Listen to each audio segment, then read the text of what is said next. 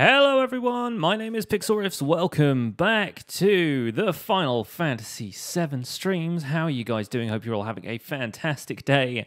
Welcome along, ladies and gents. Today we are delving back into the world of Final Fantasy VII. We have just left Midgar. We are going to head out to Kalm and get some of the flashback portion of this game done. Hello, Paranor. Hello, Technical Augury. Great to see you both here. Hello to anyone else who's lurking in the chat.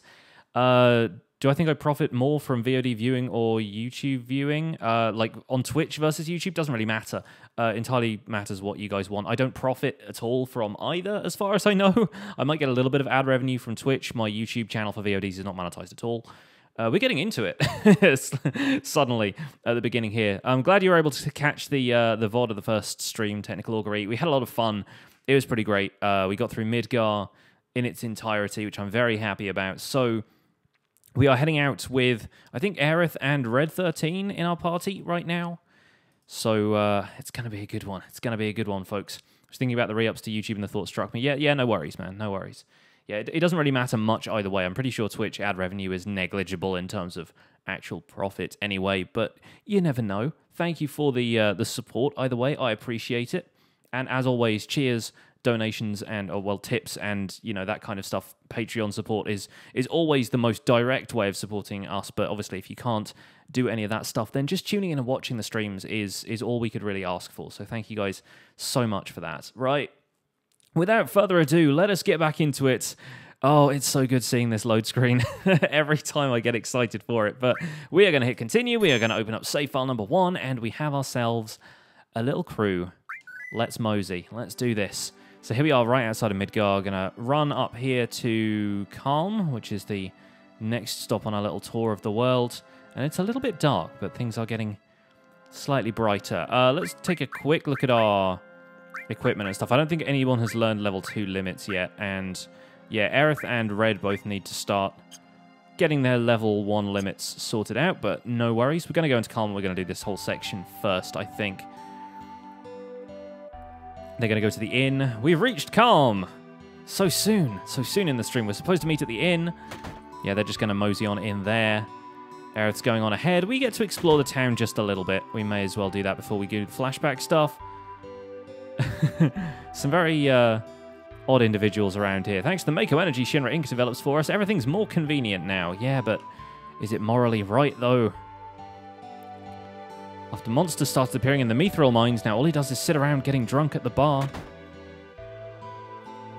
Chill, not quite calm, yeah? The town of Chill. Is it true that Shinra makes monsters? It's true. Yeah, well, either way, as long as we use reactors, we can't stand up to Shinra. That's what you think! Rise up and seize the means of production. You love Red's design. Me too, man. Me too. Red is such a cool character. Hi there, friend. I got my health and enough to eat. All's well. Does the clock have an elixir in it, though? Of course not. This isn't Final Fantasy VI. This thing over here looks like a chest, but it's just for decoration. Oh, man. Occasionally you get these odd secret items here and there, but I can never quite remember exactly where there are in these games. Not to worry. Nothing to worry about right here. I would love it if they put an elixir in some of the clocks, just as like a nod to FF6, but I guess not. And yes, FF2, there was a 3-person party for the majority of the game. That is true. We did have guest characters in that, though, whereas it was the maximum party you can have in this is 3 people, which is really strange. I think we're actually okay for items so far. We could probably buy a couple of eye drops just in case, but we'll be getting like remedy magic soon enough, I think. 7 has the very visible items. Yeah, there are occasionally some items that are hidden around the field, though, because like in the train graveyard, there are a couple of ethers and stuff hidden in barrels over there. What do we got in terms of materia? The heal, that's the one we want, because that one actually removes status effects, which we kind of need. We'll grab the earth materia as well while we can. We've already got these 3, though, steel and sense and so forth. Is it just... yeah, it's just Cloud right now. And this is the weapon store. We can probably buy an upgrade for Cloud, a Mithril Saber. Very nice. Barret can have a cannonball, but I think that's not a long range. That's a regular full metal staff. Aha. Yeah, I think that's a regular melee weapon rather than being a ranged weapon. We're not going to worry too much about those right now. but I think we probably want something for Tifa as well. So I'm going to sell a couple of ethers because we're usually pretty good as far as those are concerned. Let's buy one of those. To be honest, just having materia slots is kind of nice sometimes.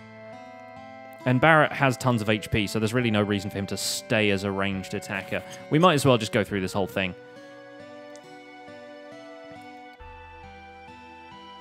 And we can duck into a couple of these houses, chat to a couple of the people. News travels, but that's news to you. You're pretty smart. Them Ava, what do you call them, that got President Shinra and his son. Don't let Barret know you don't know the name Avalanche.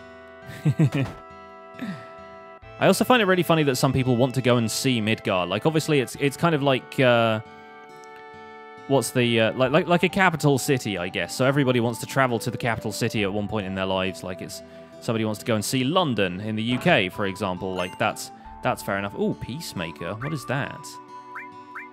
Be funny if I misread and it was Pacemaker. Peacemaker, long-range weapon. Is that for Vincent?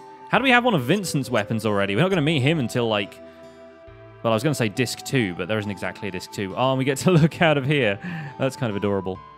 All right, as you were. Yeah, it's not like we have the disc separation points in this version. Seventh Heaven Mod Manager, compatible with Steam and has resources to make the graphics more HD. Yeah, I've seen a couple of mods available for this game. There's a dog in here. Weird like rat dog thing. You say you came from Midgar? I used to live there too, but I heard they got lots of troubles lately. Yeah, like there's a couple of mods that improve certain things and retranslate the game and stuff. I'm not really touching any of that stuff, at least for the time being. I am probably going to end up modding FF8, if only because apparently the music in the FF8 Steam port is terrible, and you need a mod to basically restore the original soundtrack. But yeah, a lot of the PC games do have mods after a fashion. Even, I think FF5 has a mod to replace Bart with the imp from FF6, which is kind of hilarious. Thanks to Mako Energy, life's pretty darn convenient. Thanks to Shinra, you're full of it. Anyway, the first time through playing these games, I had no idea that you could walk around and like open the cupboards in these houses and get little like ethers and stuff hidden in there. That's pretty neat. So kind of exploring this just to make sure there's a couple of items in here that we didn't get. Let's talk to people as well. I did say in the first stream that I do want to experience basically everything in this game. I'm not going to talk to absolutely every NPC, but it's at least worth exploring some of these houses and stuff to see what people have to say, to get a little bit more backstory and so forth, and to grab those extra items. I'm also going to pour my tea because I haven't done that yet, and it's been steeping for a little while.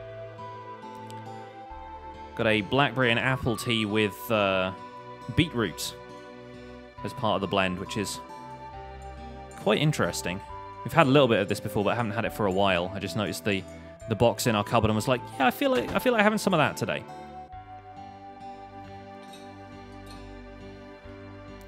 So, Mr. Cloud, your party is waiting for you on the second floor. Thank you, Jeeves, or whoever you are.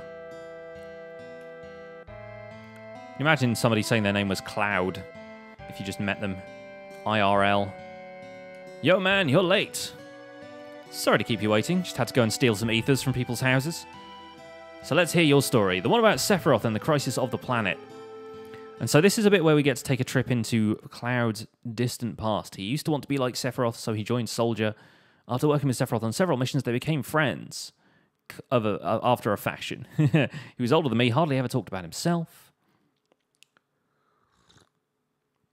War buddies who trusted each other. Oh, that's good. Yeah, that's nice. It's kind of like a mulled wine sort of taste, except without the wine part, which some might argue is the important part. But yeah, it's got that kind of like aromatic thing to it. So here we go. This is young Cloud, who looks absolutely no different from current Cloud. And this guy on the left over here has a little bit of motion sickness. But that's not something Cloud would have, right? That doesn't sound like something Cloud would have. Not as Soldier First Class.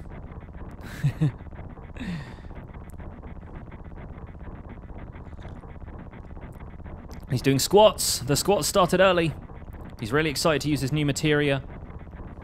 In a little while, we're going to run into the first boss of this flashback section.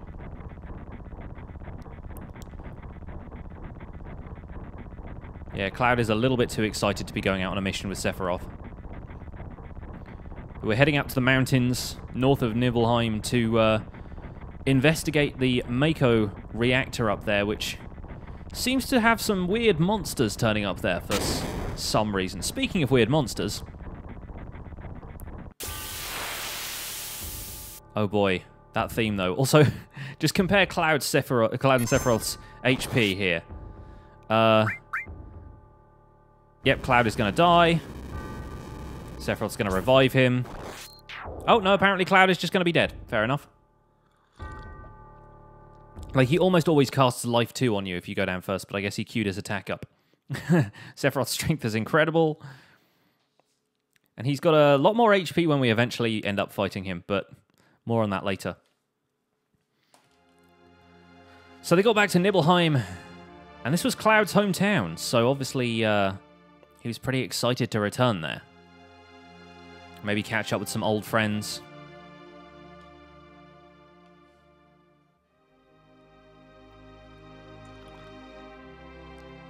And here we learn that Sephiroth's mother is Jenova, and he never really knew his father. Sephiroth's origins are always shrouded in mystery throughout this game. And here's Cloud. We're actually in control now. Keep wandering around here and you'll get into trouble. Being watch is so boring. You want to do what we always do? Gonna train? Practice your pose. There you go. There it is. Guy on the right is practicing as well. They got that power pose. The Mako smell is apparently pretty bad here. And Barret has some questions. He's interrupting the flashback. Sephiroth's mother. Yes, Jenova. The damn headless spook living in the Shinra building. Save questions to the end, please, Barret. And of course, this is where Cloud got to see Tifa again for the first time since he left Nibelheim those many years ago, aiming to be in the Shinra army. And of course, Cloud's recollection of these events is clear as day, you know? Like, he's got a good memory, right? Right, guys? You may visit your family and friends. Thanks, man. What a bro. You never know when a monster's going to show up. That is entirely true, especially with random battles in this game. Take my picture. I don't take pictures of nobodies. Well, thanks, man. And obviously there's not much in the way of like shopping we can do here because this is just a flashback, so...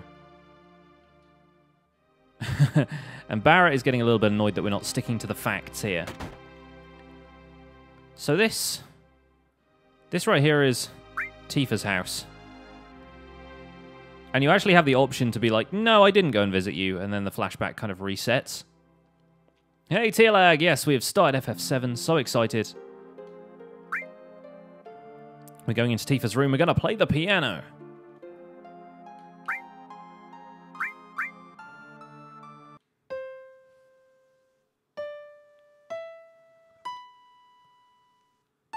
He's going to teach us how to play the main theme for the world map.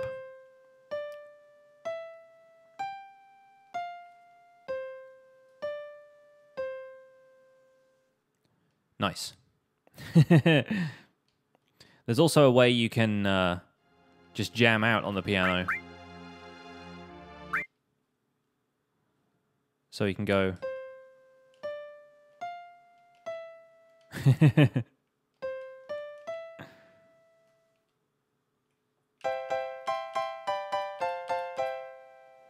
Anyway, not going to worry about that right now. That comes in handy later. I think you end up getting Tifa's level 4 limit break.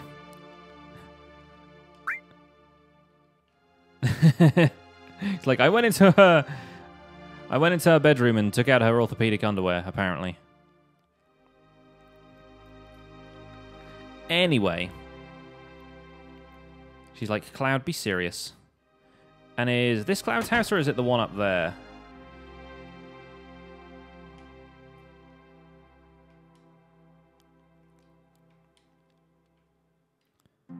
The kids remember Cloud. He's like, Shinra? Chinra? Soldier? Salsa? Yes, we're going to kill the monsters. Getting flashbacks to Zorn and Thorn from FF9. Anyway, I think this one here is meant to be Cloud's house. Yeah, there we go. It has nothing to do with what happened. Nothing at all.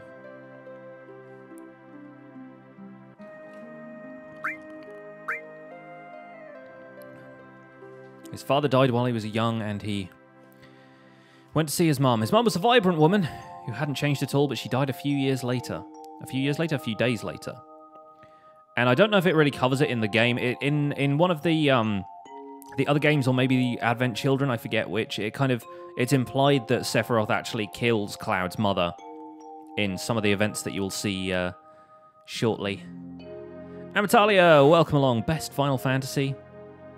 It's what a lot of people think. I don't know if I would rate this my favorite game, but it is definitely the game that started it all for me, and I have a lot of love for this game. Look how Cloud's mum basically looks like Cloud in a dress, but the dress is orange instead of purple. He's got the same spiky hair. You can see where he gets it from.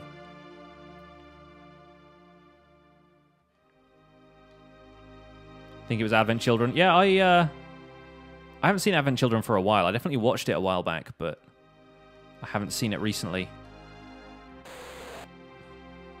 And of course, she asks the same questions all the moms ask.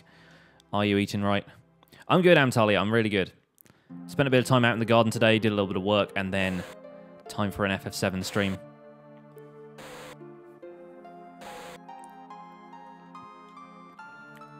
A lot of flashbacking to be doing. But obviously Cloud remembers all of that. He remembers every part of this conversation. Is Shinra here to get rid of the monsters? And who are you? Zangan. I travel around the world teaching children martial arts. This guy is Tifa's teacher. A renowned martial artist. FF10 was yours except the Blitzball stuff you had to do. Yeah, I'm looking forward to Blitzball, actually. I was decent at Blitzball. I'm really looking forward to FF10 in general, because that is a heck of a game. Holland's booked up by Shinra for the night. Cloud? Is it you, Cloud? It must have been 2 years. You've really moved up in the world being under Sephiroth's command. Yeah, we do all right. Hey, man. What are you looking at? Sephiroth feels a strange connection to this place.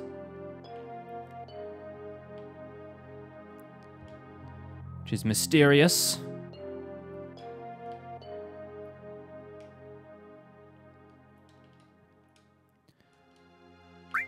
Probably time to get some sleep, though. And it turns out he's hired a guide to take us around the Mako reactor, which is a sensible thing, but guess who the guide is?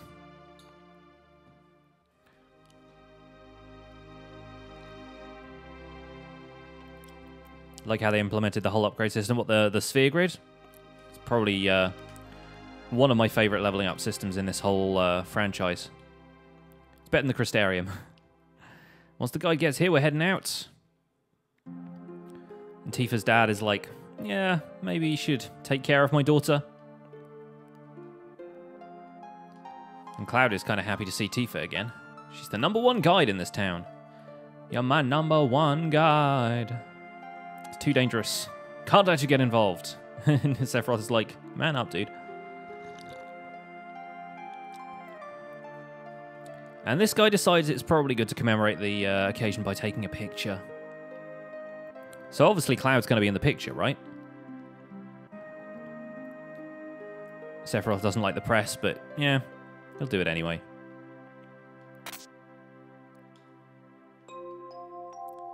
Be great to see that picture when it develops. Cloud is definitely going to be in that picture. Welcome to an unskippable cutscene.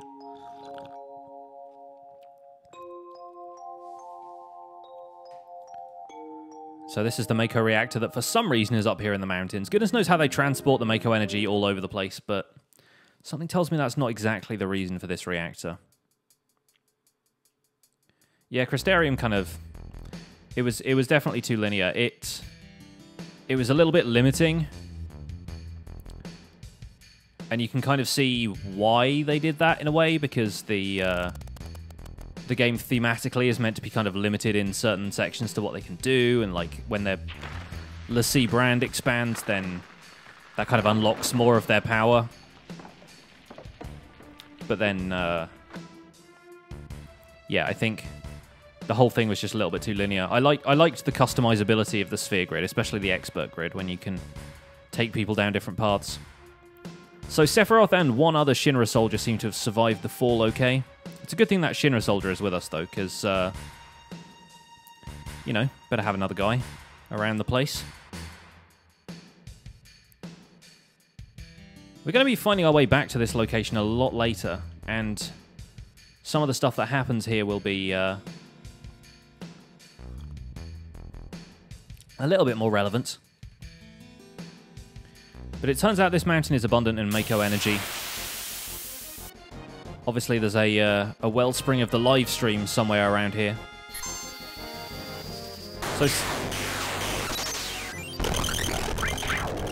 Sephiroth is just going to dominate everything in all of these fights. Hey, Svenny, welcome along. And we don't earn any XP or anything from these fights, so most of it is a section we can sort of skip through.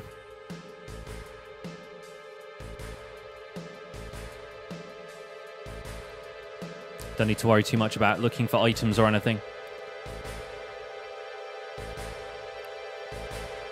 And so this is like a natural hot spring, in a way, but it's, instead of warm water piping up from the Earth's crust, Mako energy, or the life stream, I suppose, is what we have here.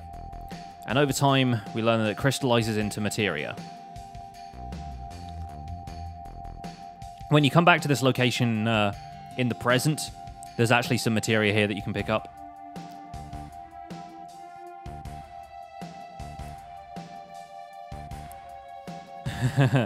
And Cloud is all mystified by magic. And Sephiroth finds that funny for some reason. You also get a little bit of a hint at the relationship between Sephiroth and Hojo at that point.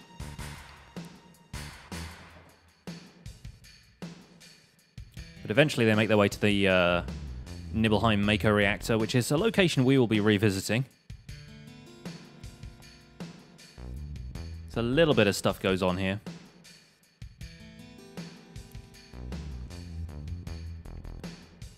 They decide it's probably best for Tifa and the remaining Shinra soldier to wait outside.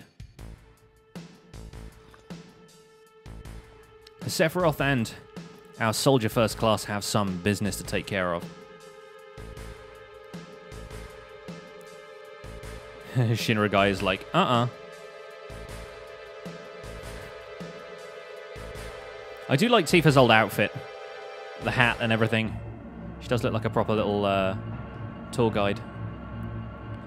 And of course Sephiroth gets a head start because he's faster and stronger and more powerful than basically everybody. But I can run! I can get there first! Forgive my enthusiasm.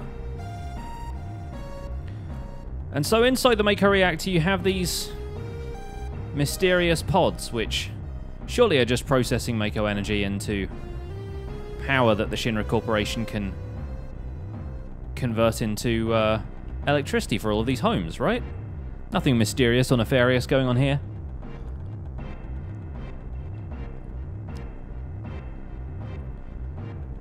Sephiroth identifies that there's a valve needs tightening here.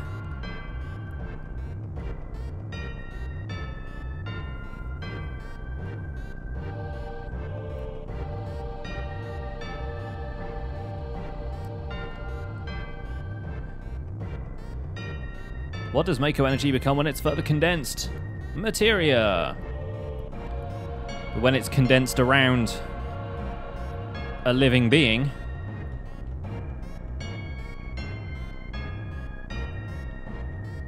it becomes something completely different. A monster! becomes Aquaman.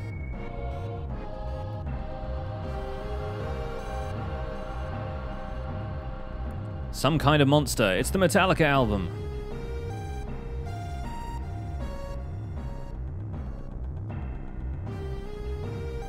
And so Sephiroth starts to have a bit of an existential crisis here, because he thinks maybe I was created in one of these pods like this.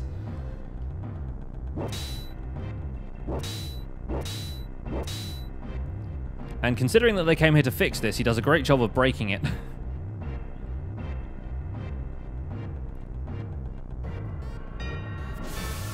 And he's not entirely comfortable with the idea that he could have been grown in a pod.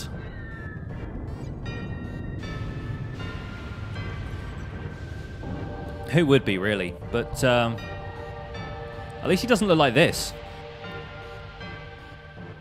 It's interesting how similar that looks like. How similar this guy looks to the kind of crystal form of the Seath in Final Fantasy XIII. Like, the parallels between these two games are actually really, really close when you analyze it at anything below a surface level. And the test tube babies, exactly. And that's not the only secret there is in the Mako reactor. Let's keep talking. We don't need to save the game just yet. I remember saving the game here and like taking a break because this whole section had taken like an hour beforehand. Back when I was younger and I didn't have as much time to play video games, believe it or not. So Sephiroth retires to this mansion to have a think about where exactly he came from. And Cloud and our Shinra guard are back out here. Sephiroth has shut himself in there for several days at this point. Cloud decides he'd probably better go in and take a look. He's doing his favorite pose.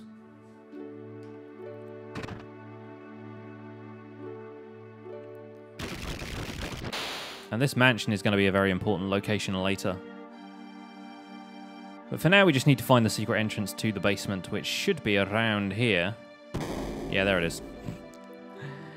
Not that hard to find when you know where to look. And of course, right now, we don't need to explore a great deal of the surroundings.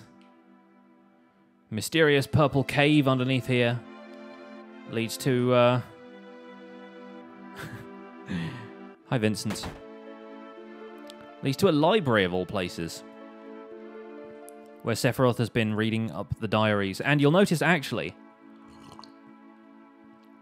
if you look at the way the books are leaning in the bookshelves, there's a couple of places where the books actually spell out the Roman numeral for 7, VII. There's a shelf there on the left, one on the right. There's a couple in the library at the end of the corridor as well. You see that actually pops up in a couple of places just as a nod to the fact that this is the series' 7th installment. It's a really neat little Easter egg.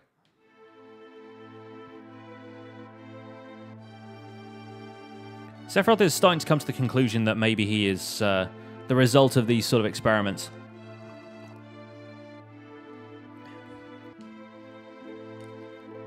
So he's pacing around here.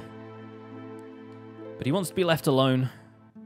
Just going to run down the end here so I can show you again. Yeah, see there's one on the shelf on the lower left. There's one in that middle shelf there on the right as well. VII. It's really cool. And so what we've got to do is respect Sephiroth's wishes and let him be left alone. He stays there for about a week, reading every book the place has to offer.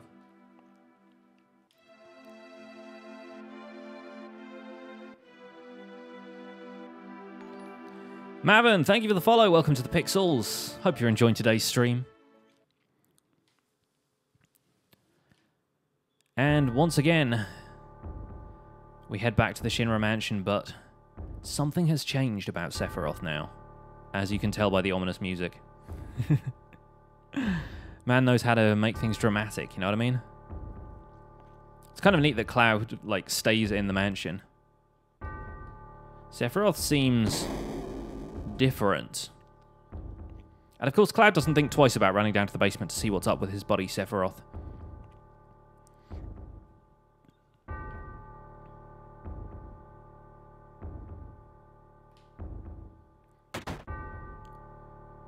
Turns out Sephiroth got that book learning now.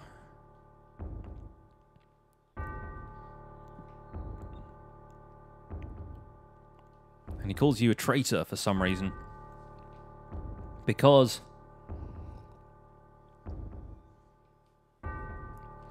Sephiroth has come to learn about his origins and the planet's origins. You start learning about this disaster that took place thousands of years ago, the calamity from the skies.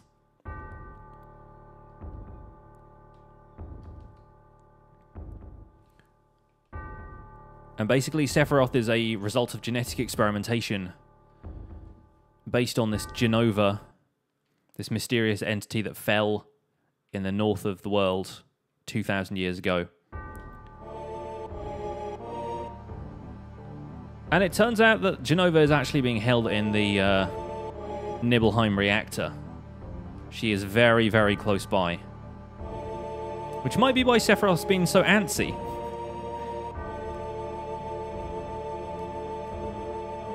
Solid time for a family reunion.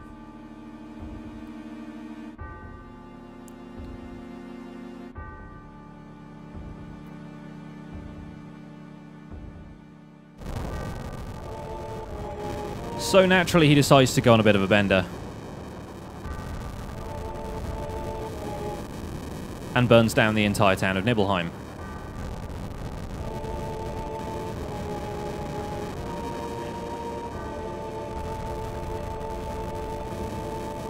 Zangan goes in to look for any survivors.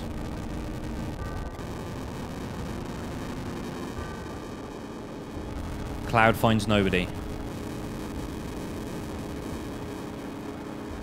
Well, hopefully his mum got out okay.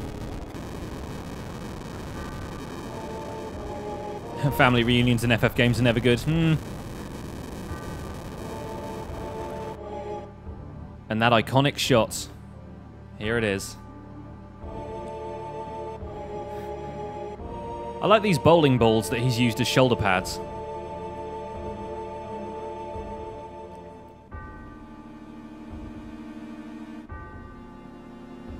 And he walks off into the flames. Back up to the reactor to look for Mama.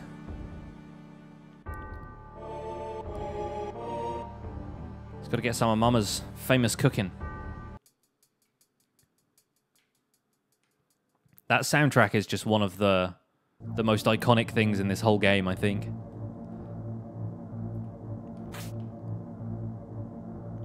Not quite the first time that this series of games has featured kind of like choir-style voices. I mean, if you look at the opera scene in FF6.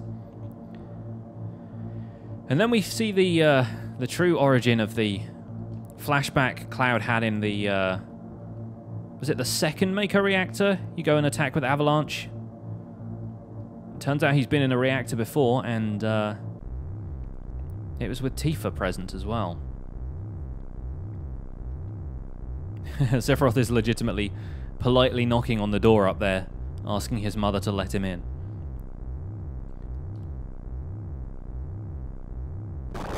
And this is where we learn that Tifa has actually been attacked by Sephiroth before. Sorceress song in FF8, yeah. And then vocal tracks turn up a lot later in the series, in like FF13 and stuff, but they don't quite have the significance. I mean, like the Hymn of the Faith in FF10, that's pretty iconic. So Cloud, instead of calling the doctors or anything, just kind of puts Tifa, you know, over here. Presumably uses some kind of potion on her or something, just real quick. And I'm going to warn you guys, if anybody is potentially sensitive to flashing images, there is a bit up here that is going to be a little bit, like, potentially triggering for anybody with, like, photosensitive epilepsy, so you might want to look away for the next couple of minutes. Basically, Sephiroth still thinks that his mum is in here somewhere, despite the fact that the room basically looks like a biochemical nightmare. This is also one of the only FMVs in the entire game that has subtitles. Because you've got to know what the guy's saying, right?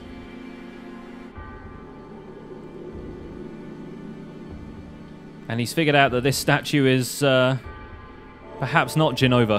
That was one of the weirdest things to me when he just grabs this thing and yanks it out here. And it starts leaking oil. But there's absolutely no reason why that is there or why it, like, cries some kind of weird liquid. That face, though. And then it turns out she's a blue lady.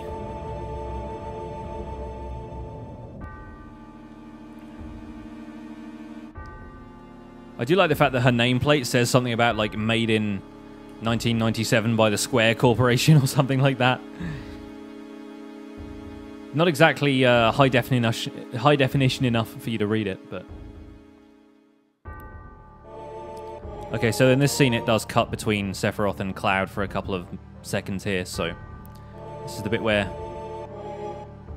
Those of you who might have to worry about epilepsy might want to look away.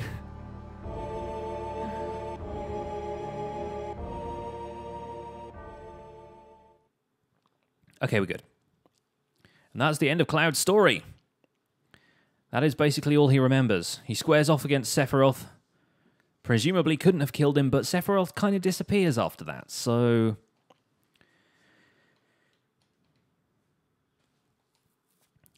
Funnily enough, there are plot holes in Cloud's story, but Tifa doesn't remember much either. Barret has had enough. He's out of there.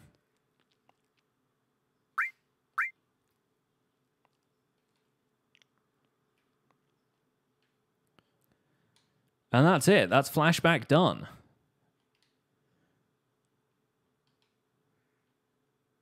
So Tifa must have a scar somewhere, right? Tifa's probably got like a big old slash mark somewhere. And Red is just intrigued by the story. Hey guys, what up?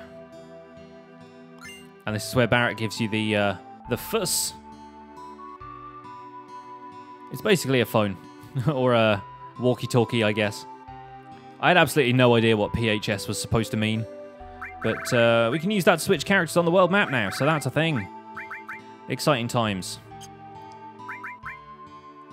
Right, now we've got people in our party, we can actually equip ourselves as well. Full metal staff, very nice. We're good for mithril armlets, I think.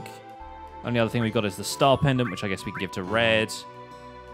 Also, Cloud can have a mithril saber, his first weapon that's not the Buster Sword. And I guess we're going to... Hang on a second. I guess we don't have everybody's materia. We need to hit a range as well. There we go. Somebody did mention that in the chat last time and I kind of overlooked it, but I'm keeping an eye on things. Party handling service? Yeah, something like that. I do briefly want to be able to bring these guys in so we can take the materia off them. There we go.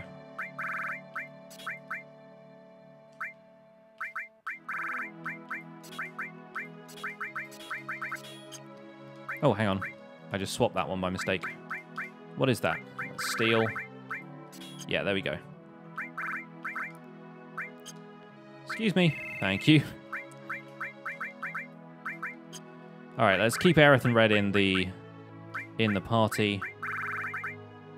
What do we have here? Ice, fire, all, and let's give her restore. I think we're probably going to keep Aerith as a fairly magic-based character.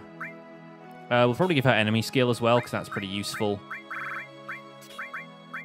We have an opportunity to get an enemy skill soon, but we probably aren't going to on account of it being a little dangerous. Put it that way. We'll keep sense, and we'll have Red be our thief as well. He looks agile. Last playthrough of this, you spent the time to get Aerith's level 4 limit break. Pain in the butt, but oh so nice. Yeah, that's what I'm planning to do, because part of the achievements in this game, you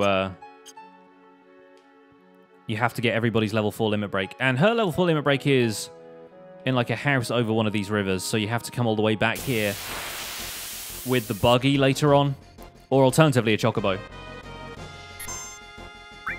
And of course you can still you can get the level 4 limit break, but whether or not you get to use it with the character is another matter.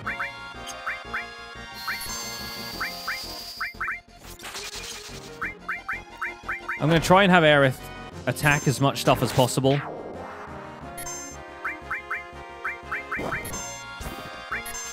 Because she kind of needs to level up her limit breaks a little faster.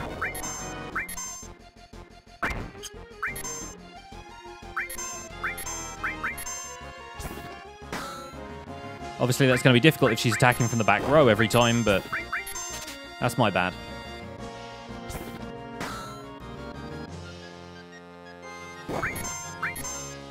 Should probably just keep using magic, shouldn't I, really?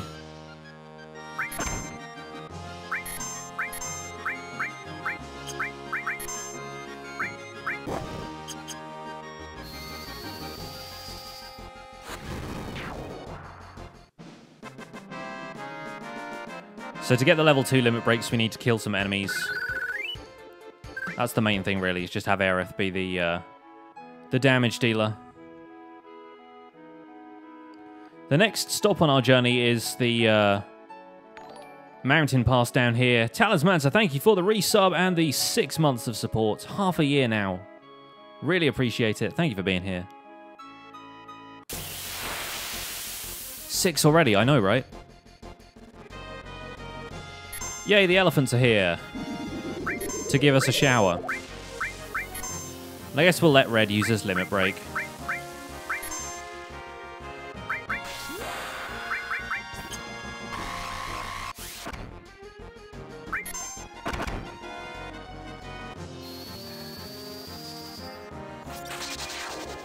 That's taking care of one of them.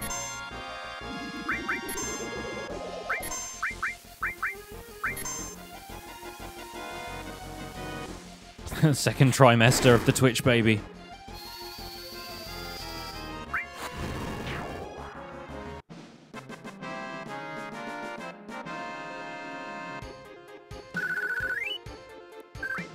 So I guess we can do a little bit of leveling up around here. But this is our next objective. This is us popping into the Chocobo Ranch.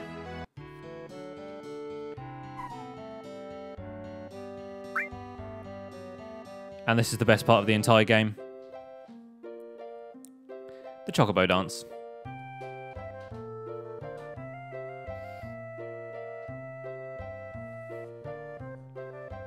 Look at them go.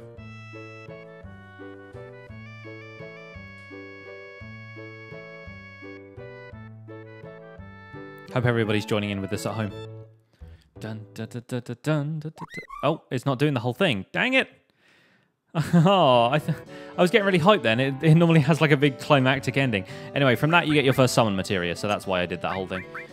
Let's use a hyper on Cloud, because apparently he has sadness from having to fight those elephants. They should have made them line up for the dance. Yeah, probably. And here is Choco Bill. We are interested in crossing the marshes.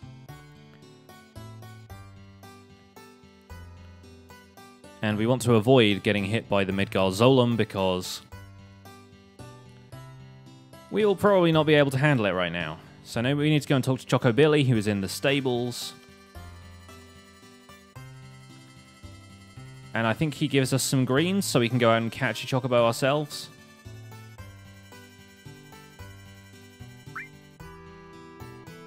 You old folks are out of luck.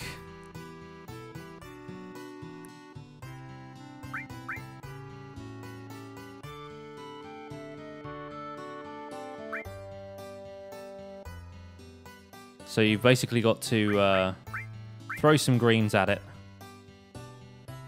Chocobo Lure Materia, that's the one. We want it. We don't have enough money for it yet, so I guess we'd better go out and fight some more stuff, hadn't we?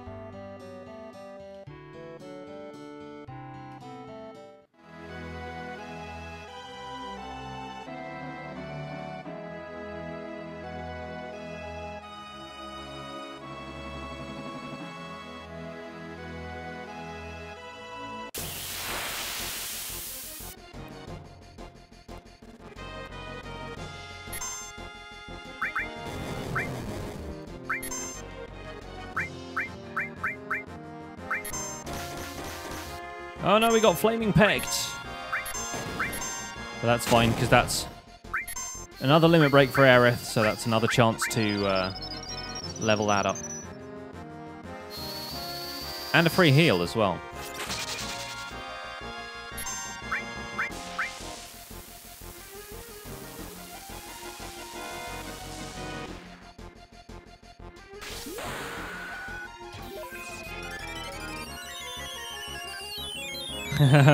Having a social life is fine, Talismancer.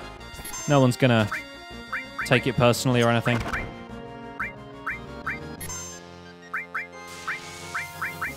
Man, Sewer is like not an attack you want to be hit by. Though it does mean I get to use his limit break.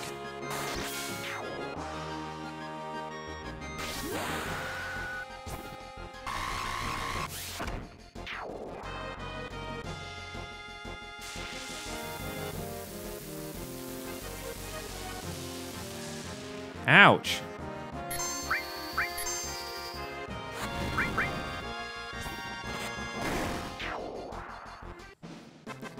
Oh, there we go. Yeah, red is hurting now. And this isn't like FF8 where you get a chance to use your limit break if you're at low health. Anyway. So, the Choco and Mog doesn't decrease your strength, but it does decrease your max HP. Maybe should I make Aerith a summoner?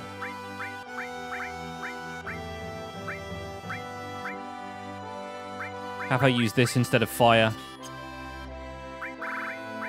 I completely forget that the Choco Mog attack is a wind-based attack as well.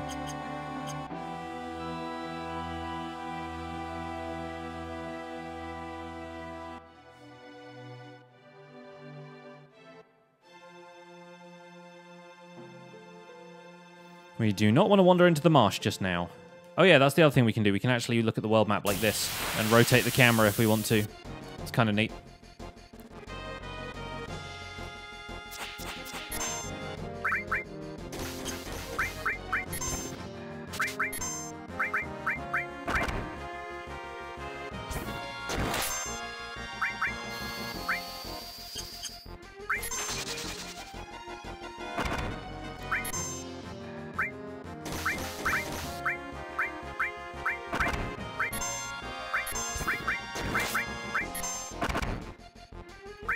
Getting bird kicked all over the place here.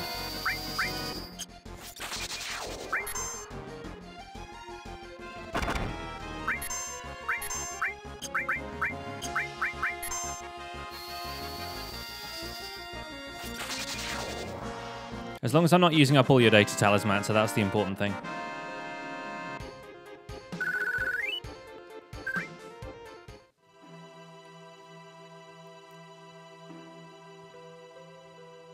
They fight like kangaroos. They do.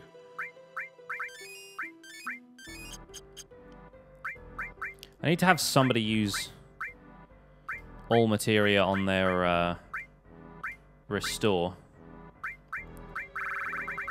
Do I have any all materia right now? Apparently I don't. Maybe I gave both of those to red. Oh, apparently he's using all and steel. That's not right.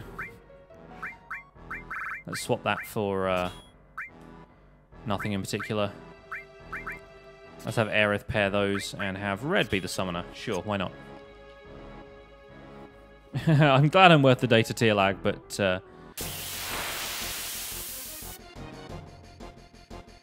still want to make sure everybody can tune in, you know?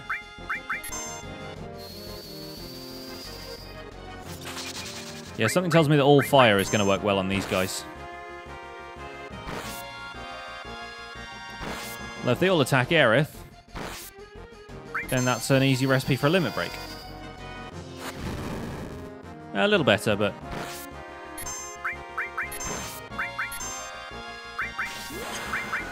apparently it's best if we use physical attacks here.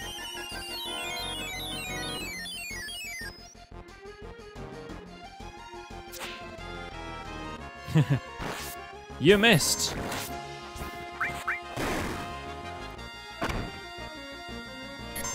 Gonna be slow dancing with Aerith.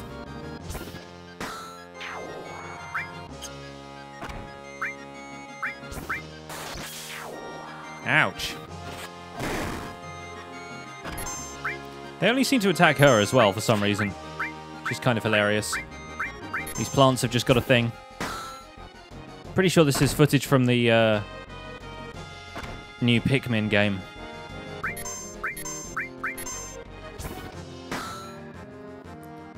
Whack it on the bonce with your stick.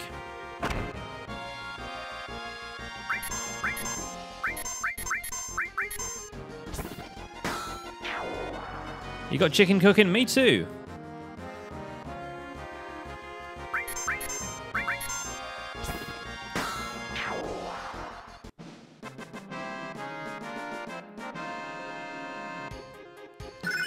There we go. We've got Seal Evil.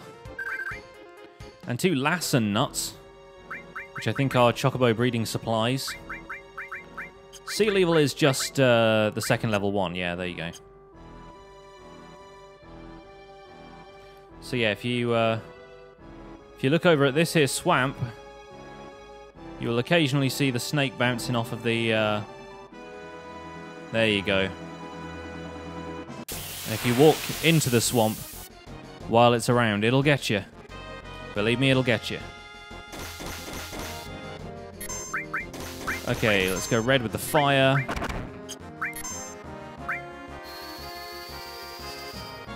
Red 13 dropping his mixtape.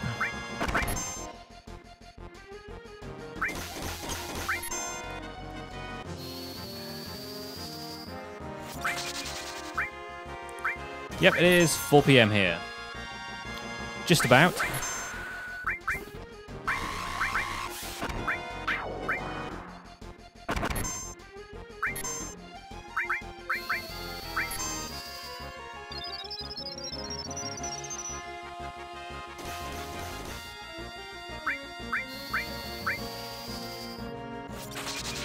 There's 2 birds down.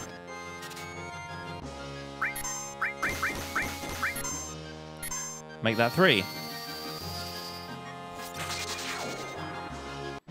Nice.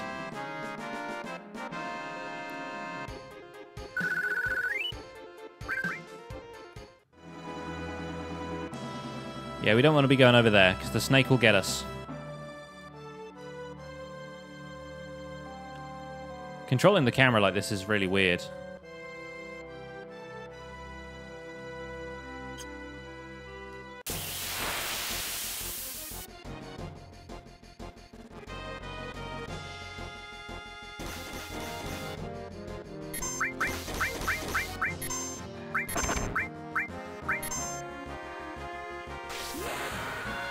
I'm pretty sure all Seal Evil does is cast silence on everything. Maybe a couple of other status effects as well.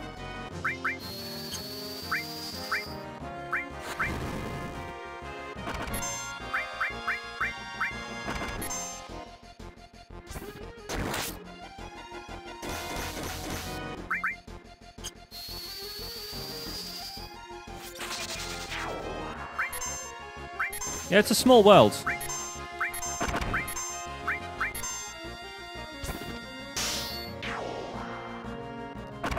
It's funny how many people end up living quite close to their favourite streamer.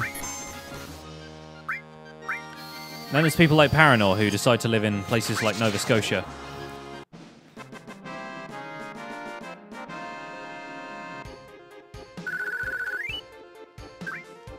Okay, looks like we've got enough of the Chocobo lure now. Plus a little extra. So we'll drop back over into Choco Billy's place. Fork over $2,000 for a Chocobo lure. There is actually a way of skipping the Midgar Zolom fight, but I'm not good at it.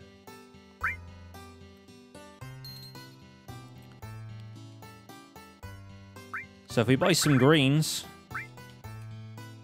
only the finest. When you get to the actual Chocobo breeding section, there is a whole ton of difference between the greens.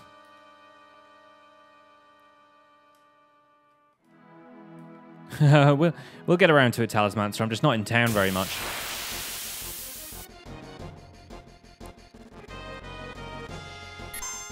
And so when we actually equip the Chocobo lure, we can probably find a Chocobo in one of these encounters.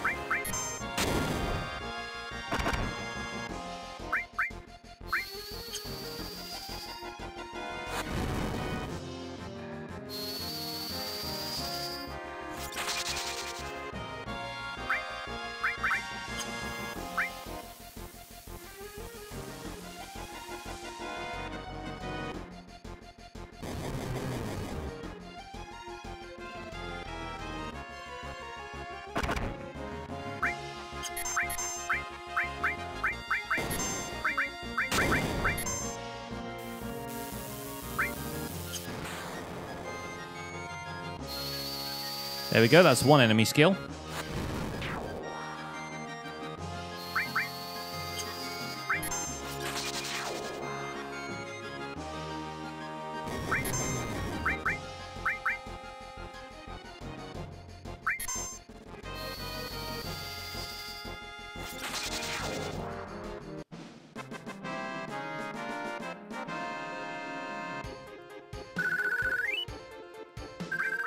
Leveling up a little bit here. Ain't too bad. Not that one, that one. There we go.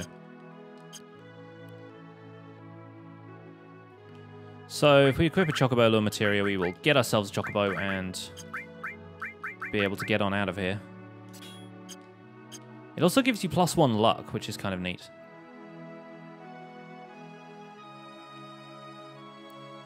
So just run around in the Chocobo tracks. Occasionally you'll meet one.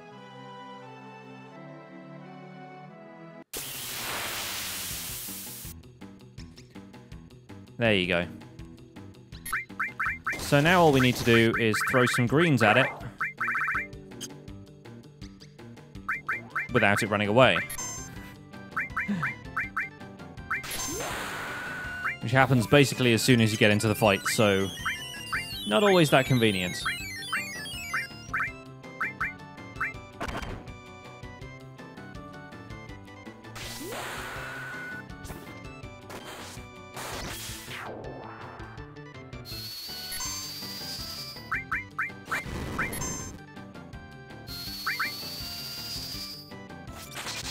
Keep forgetting these things are resistant to magic. The little oddishes. The chives.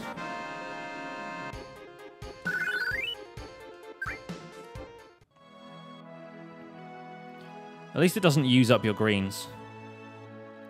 Chocobo music is the best. It usually is, yeah. Like Final Fantasy 13-2 has like a thrash metal Chocobo theme, which is kind of hilarious.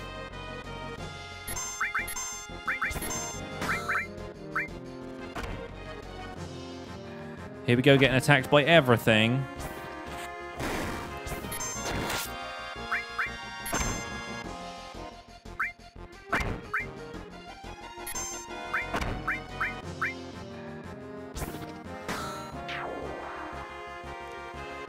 I'm trying to have Cloud and Red attack different targets each time so that Aerith can kill all the rest of them.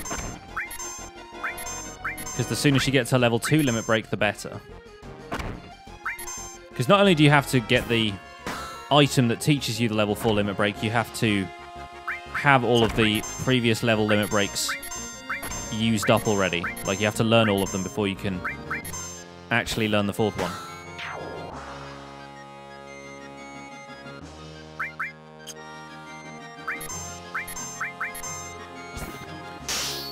Which means fighting enemies. A whole bunch.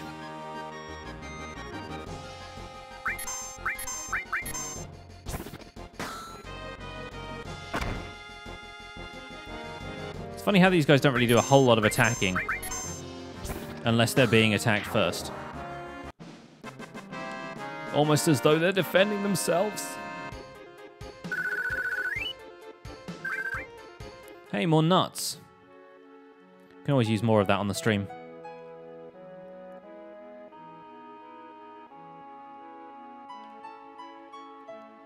I remember having all kinds of superstitions about like where you had to walk and stuff in this place. Like, clearly just any of the Chocobo tracks will do. Also, if you could stay in a fight for long enough that I can throw some greens at you, that'd be kind of nice, but, you know, whatever, man. Notoriously hard to catch these things.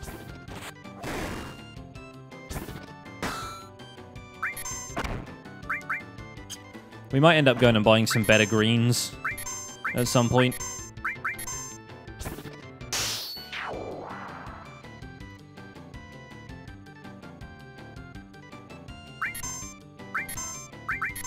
Now, I'm definitely going to have to look up the Chocobo breeding guide at some point, because I don't remember exactly what you have to do. I think I remember the areas that you have to get the 2 yellow Chocobos from first to start, like, the breeding process, but then you have to give them a certain amount of greens to, like, up their stats, and there's all kinds of technicalities and what nut you have to breed them with and things. It's all very esoteric.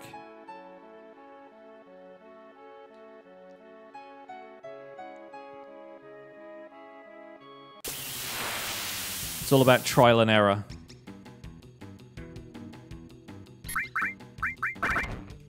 Where are the greens, though? Dang it. Stupid thing, always got to run away.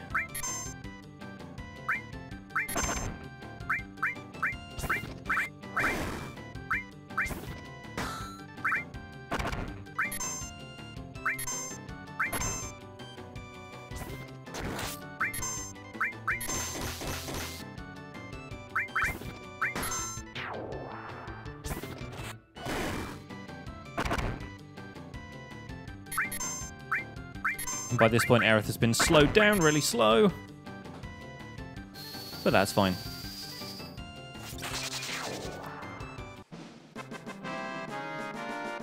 Okay, next attempt. These Chocobos take a lot of catching. Hey, Rad, what's up?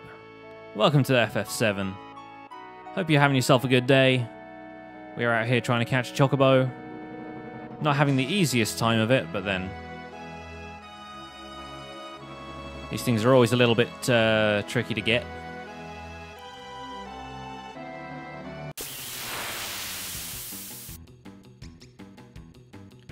Maybe the ones with the elephants will be slightly more amenable to having greens thrown at them. Nope, apparently not. Dang it. Why you gotta suck so much, Chocobos? Enjoy these greens, weird elephant guy. You're welcome for the heal.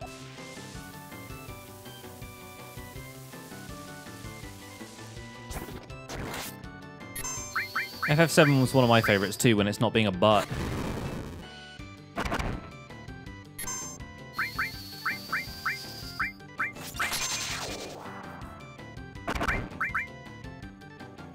May as well get Red to use this one.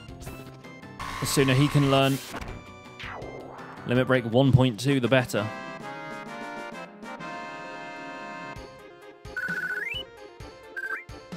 What level of greens do I have? I have gift cell greens, just the basic ones, but it shouldn't really matter until you actually, like, throw it at them, right? Or is it... is it the case that they only react when you've got them in your inventory and they're, like, a certain type? Like, you've always just got to throw it at it before it runs away, and that's a matter of a split second, apparently. Like, it depends entirely on ATB and menuing. Like this. Like, that Chocobo's going to run away before Red gets to throw that, right?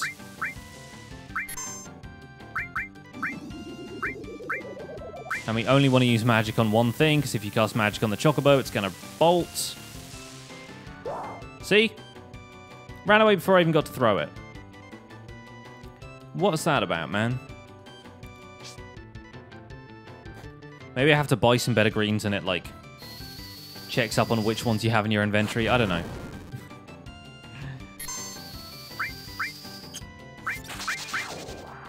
Got to get, like, a back attack on them or something stupid like that. Okay, Talisman, so catch you later. Have a good one.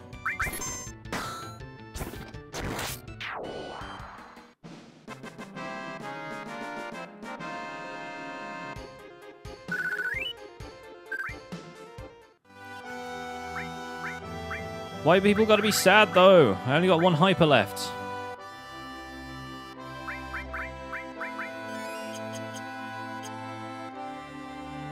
I never remember having this many ethers, but apparently I do, so I'm fine with it.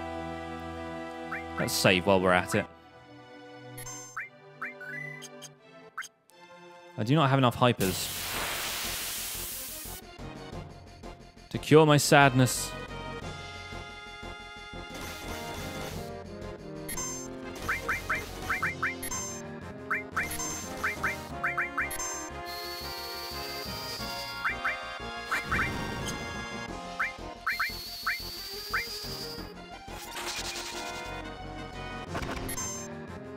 What did I do for money the first time I played this game? I can't remember. I think I just got to the point where I fought magic pots. Which is really late game, but they give you tons of gil in the end. You don't really need money all that much, from what I recall.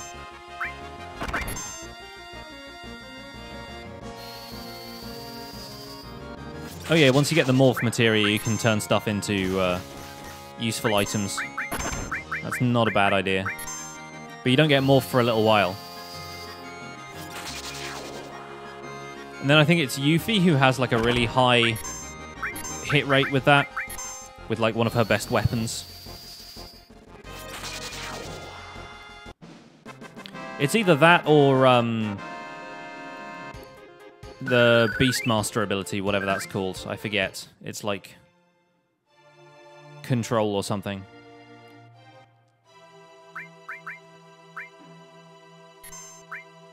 Might have to walk back up to Kalm and get some hypers from the shop there. Because the elephants here have made me sad.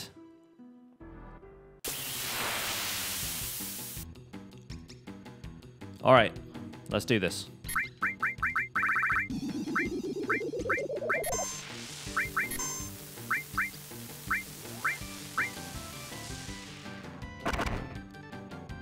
Yes, okay, we did it.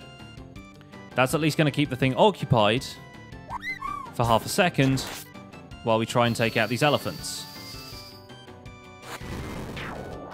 That's one done. We've got to be really careful not to hit the Chocobo here.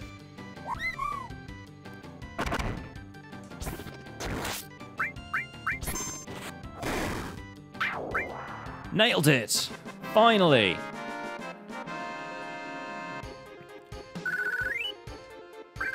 Oh, yes. Oh, jazzy Chocobo theme.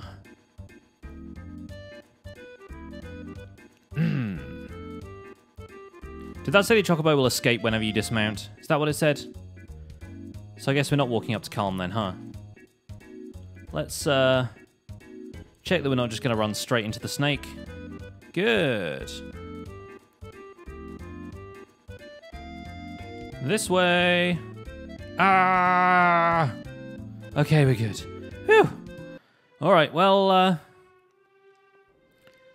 turns out Sephiroth got here first anyway. I never quite understood how this thing is supposed to be impaled on a tree when you've just run across a marsh to avoid it. Right?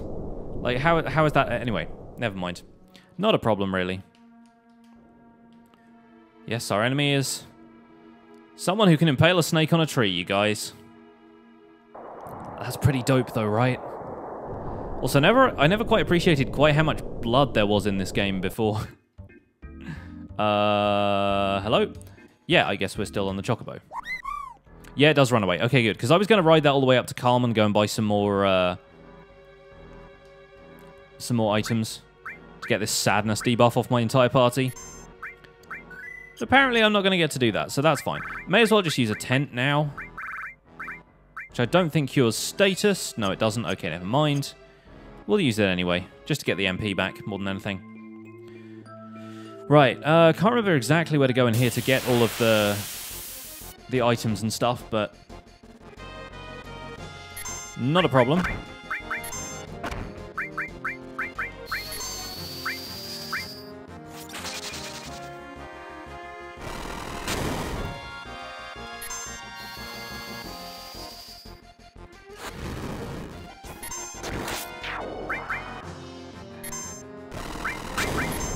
think Cloud now has darkness as well as sadness.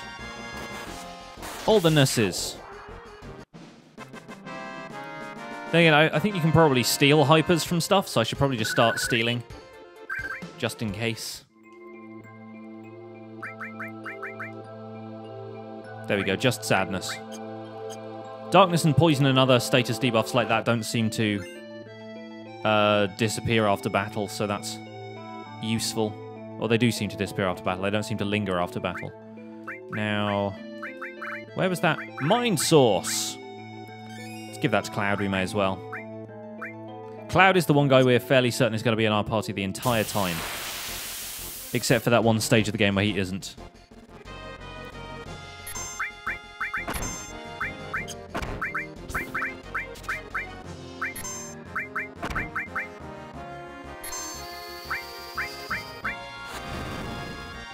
Some very odd-looking enemies in this game. Like, what even is this supposed to be?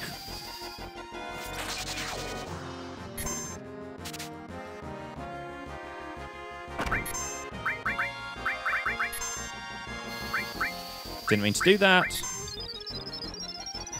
I swear, the analog stick is just so twitchy. Unnecessarily twitchy.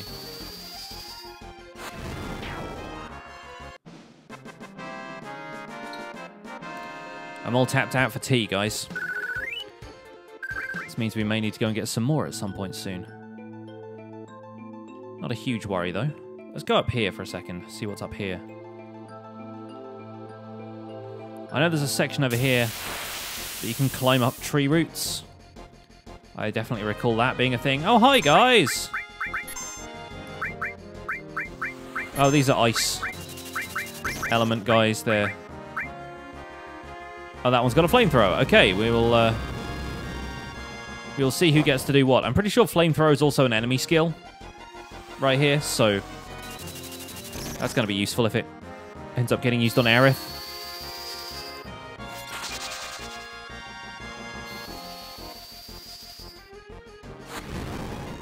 Okay, so the fire heals the thing at the back. And it's slightly weaker to lightning. Ice should be fine, though. We could always use Chocobo and Mog because it's a hilarious summon.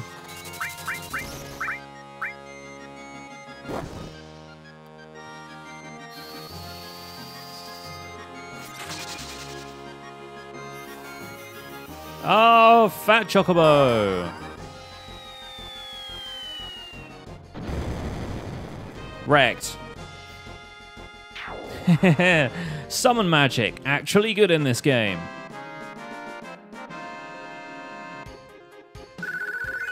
Nice. And a couple of high potions for our efforts. Lovely. Got some ether. And a tent. Well, that makes up for the one we used outside, so that is top-notch. Thanks, game.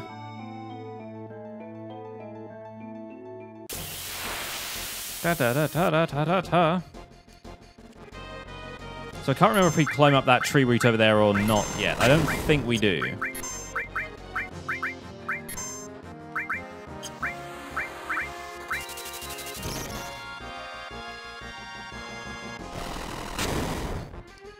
I think if we get up there, we end up in that brief meeting with the Turks.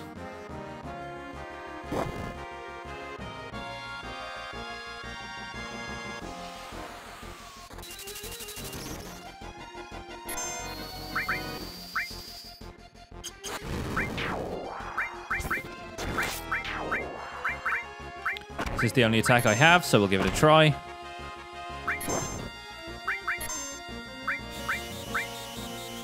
Really wish it wasn't called that, though.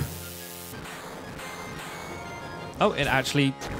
Oh, it turns them small. Ah! That's what it do. Oh, and she can hit them even with that. Debuff inflicted. Very nice. Maybe it's not blindness then. Maybe it's something else.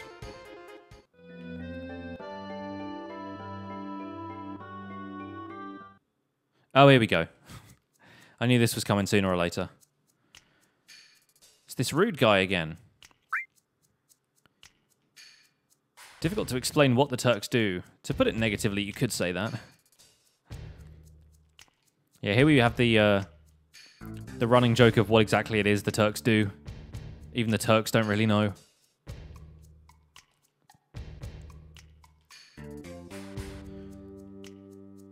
And Elena's all like, yeah, I guess I'm here. Basically, they just keep interrupting each other. Also, if you have Aerith in your party here, then she and Seng get to have a bit of a chat.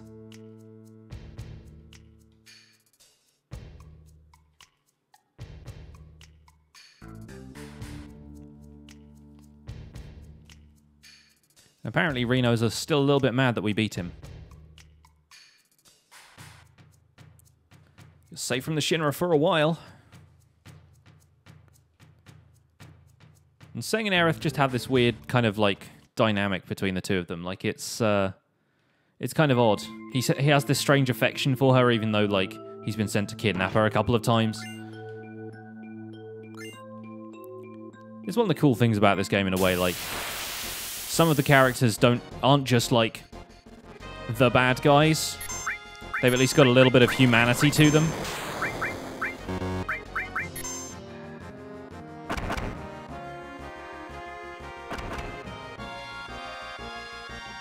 Reverse Stockholm Syndrome, kind of, yeah. You identify with your captive. It's a little odd, but the Turks in general are a little odd.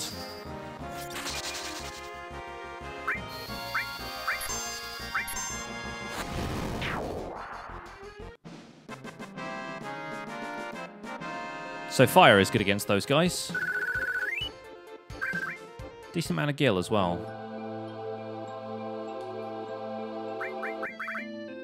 Maybe I should give Aerith a fire materia instead of an ice materia here. Might be worthwhile. See if we can get that encounter. Rude was your favourite of the Three Stooges? Yeah, there's a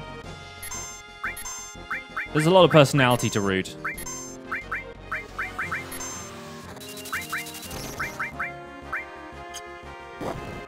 The sunglasses, the bicked head, when he occasionally does this. He kind of fist pumps in like the slowest possible way.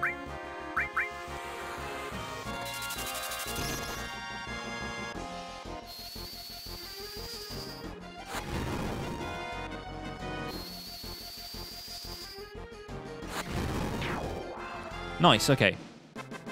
So basically 2 fire attacks, we can take out any group of enemies in this area. Oh, we got to level up for our all materia, nice. So when the materia level up, they actually unlock different skills, or in the case of all materia, it means you get to use the magic against everything in the battle twice instead of just once, which is really useful. Speaking of having flamethrower cast on us, hopefully that's what's gonna happen next. Because the fire attacks are just going to cure that dragon at the back there. Sam Freeze, welcome along. Good to see you.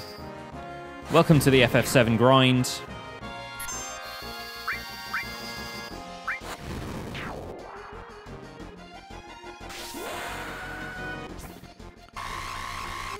And this might end up being Red's next limit break. We will see. It's a new FF game. It is. Oh, apparently we don't get to learn the next limit break yet. Not a problem. Yeah, we started this one last time. Got all the way through Midgar, and today we are aiming for Junon and beyond.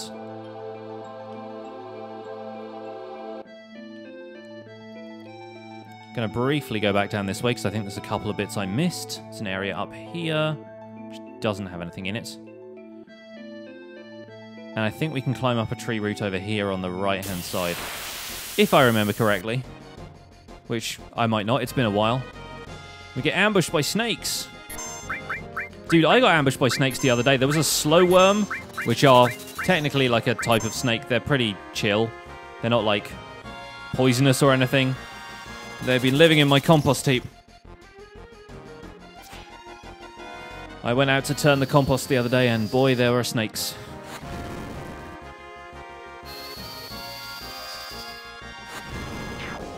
the kind of thing you instantly recoil from, like, regardless of whether or not it's actually a threat. You're just like, oh, okay, did not want to see that right now. Slow worms are generally a bit gross looking as well.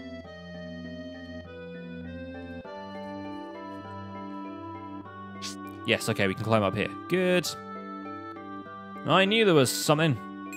And long-range materia, very nice. Should probably give that to Aerith then, so she can keep attacking stuff from the back row. Although giving her a different armlet would probably be better. Tifa has the 4 slots right now, which kind of sucks. Maybe we can give enemy skill to Red instead.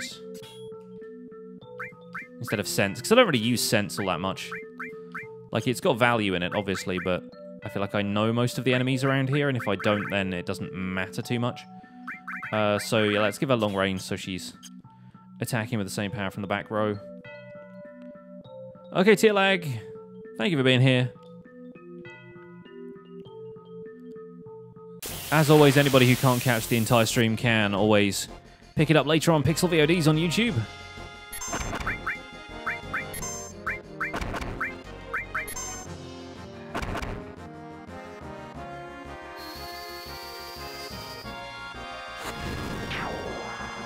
Oh, apparently Red is powerful enough to get rid of those on his own, so maybe we should aim to have Aerith do the same if we're gonna try and kill as much stuff as we can with her, like I said, just so we can level up her limits just that little bit faster. These guys not so much, though.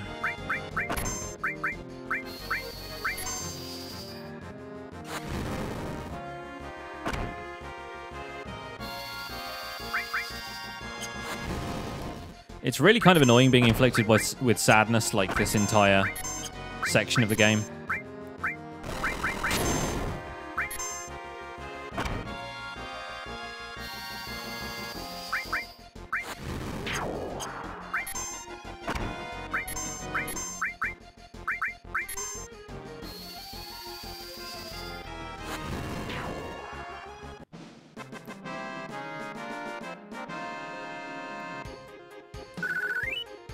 Of course, the next section we also have the option of going and doing some stuff at Fort Condor, but I don't think it's really useful to us until later in the game when you can get the Phoenix summon.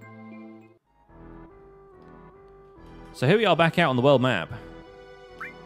Exciting times. This is the Junon area. We can make our way to Junon. Where's the map gone? There it is.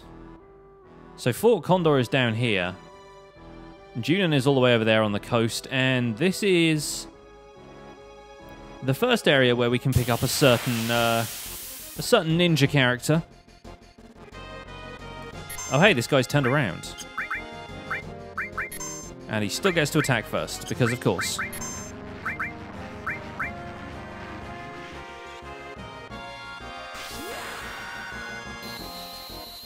Seal your evil. Yeah, there you go. It casts silence on them. It's basically silence all. Which doesn't help in this case.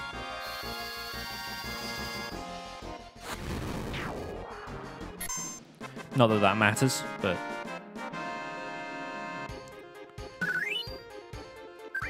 Aerith now level 16. And I wonder...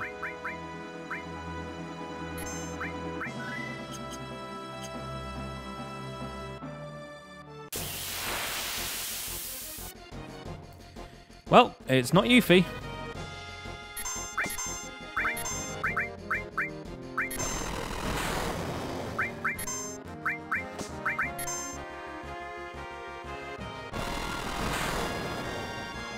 That's a pretty powerful attack, though. Hopefully we can provide a powerful attack in return. Nice. Not terrible, then.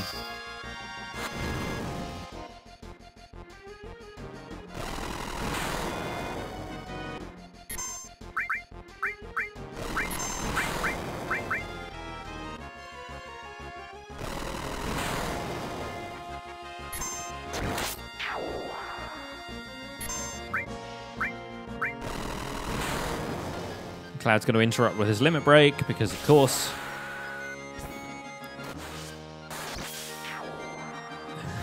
How does something like this even evolve? I have no idea. Okay, Aerith got to kill one of them. Red will kill it. Will kill the other two, and we're good.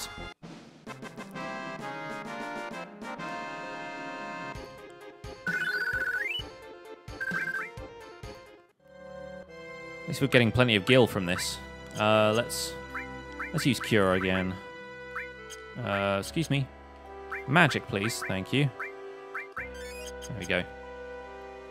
Maybe one more time, just to top us off. There we are. Who's my team of choice during my first playthrough? Probably Cloud, Red 13, and Sid.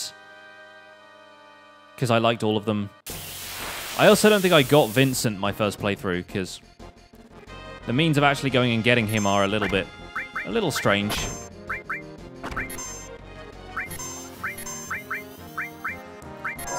It's one of those, like, you only do it if you know how already sort of things. I just love the huge cartoon boom. That's so funny. Nice. Nailed it.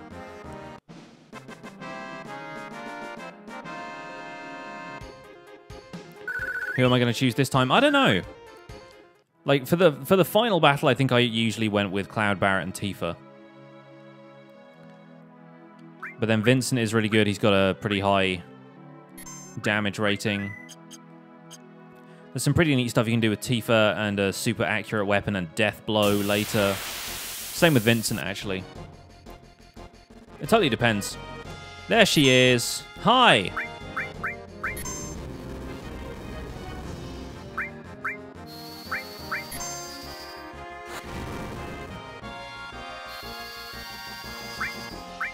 Cloud, Yuffie, Sid. Not a bad team. Not a bad team.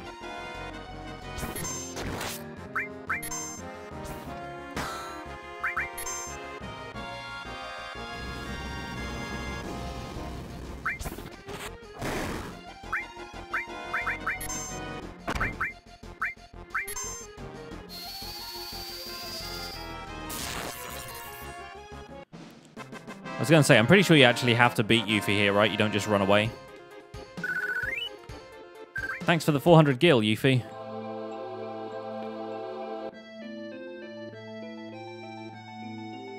Now this is weird because if you use the save point, it's a trick.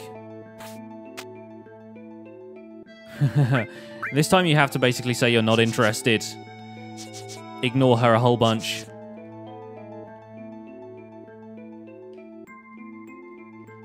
Who is that girl?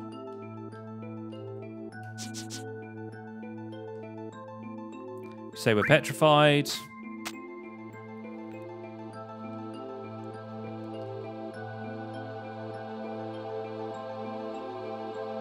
And then do we say, wait a second? I can't remember.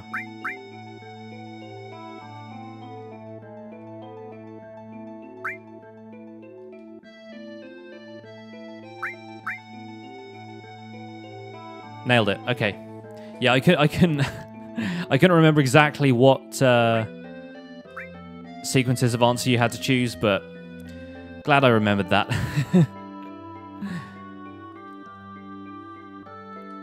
She's going to steal all the materia later. But that's Yuffie. We have her in our party now. We can call her up anytime on the fuss. And it looks like Barret and Tifa have been leveling up in the background, which is very kind of them. But Yuffie joins us at level 17. Look at that grin. Look at that cheeky grin. Oh, she's so funny. So that's Yuffie taken care of. Off to Junon, where hopefully I can buy some items that will cure my sadness.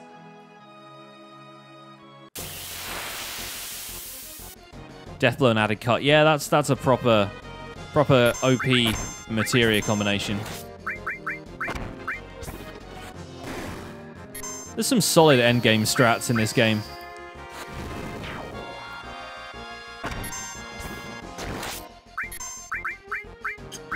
Let's have Aerith attack and see how well she does from the back row. Yeah, not bad. She's never been the best physical attacker, but that's not the point.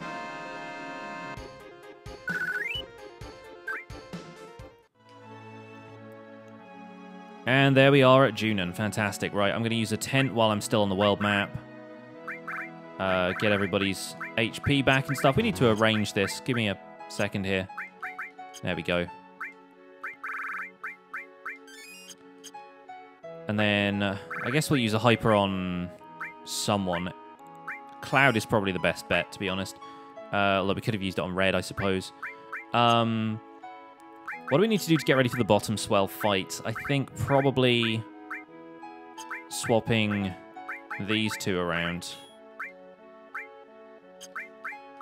Making that one lightning. And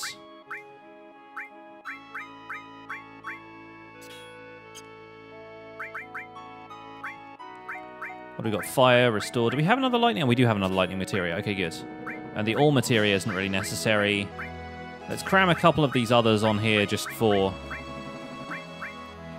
AP and some extra magic damage. I guess Cloud doesn't need the Chocobo lore either, so no need for that.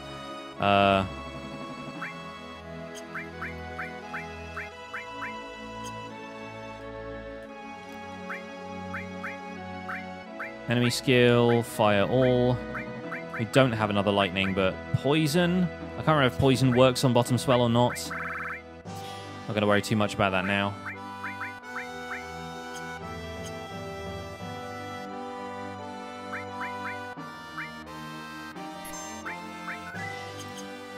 I'm pretty sure you can use bio and inflict the poison status on bottom swell, and that's how you end up dealing even more damage to it. I think they tried to do that in a speedrun a couple of times when I was watching a speedrun. Anything in here? Can we rest in these beds? I think you rest in the beds later, right? After you rescue Priscilla.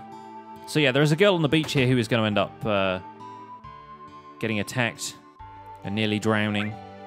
Mithril armlets. I guess we've already got 4 of those. We don't need to worry about it. I guess we got the grenades as well. We could always use those if we need to.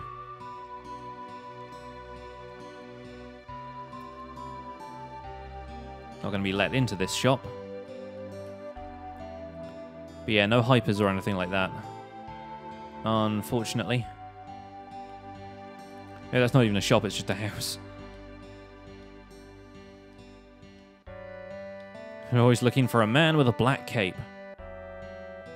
Okay, well, I guess we're going to have to go into this fight with 2 people sad.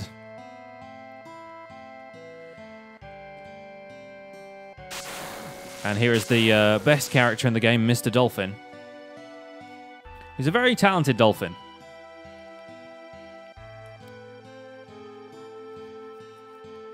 And Priscilla thinks we're members of Shinra. She is apparently not too keen on the Shinra, but then again, who is in this game? And naturally, she runs towards this giant monster to try and protect a dolphin. Because she's just that good of a person. She gets knocked down in the water, unconscious for a little while. And this is where we try and use bio on this thing and hope it works. Still does a decent amount of damage anyway, so that's okay. Ouch! Speaking of decent amount of damage.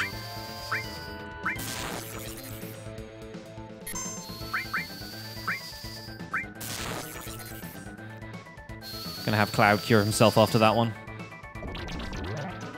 Yes, okay, poisoned. Good. So that's a little bit of extra damage for us.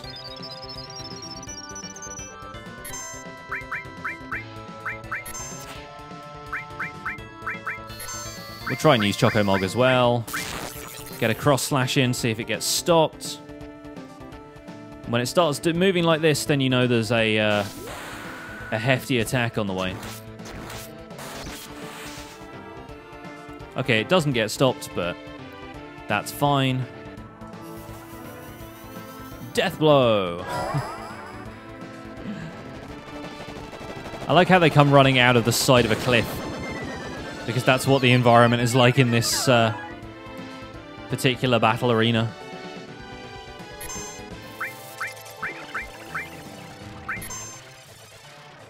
Okay, and here's the annoying part about bottom swell. It occasionally puts your party members in a bubble. But that's okay, because if you attack the bubble... I can't remember if this is the one you have to attack with magic, or... No, apparently it is. Okay.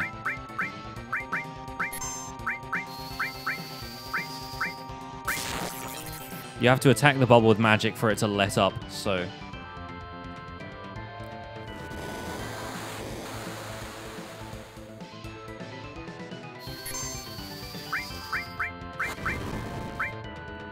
It's kind of confusing because it's nothing like the pyramid that Rude, or Reno rather, puts you in, because you have to physically attack the character instead of physically attacking the barrier itself. It's a little bit confusing.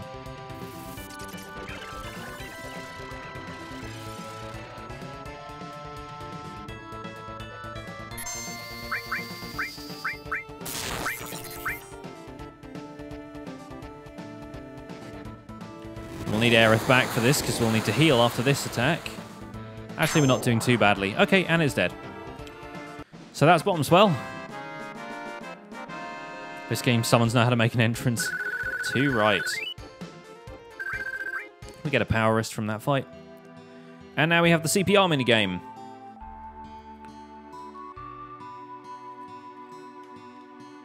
Hey, I'm good. One Willie, I'm good. How are you?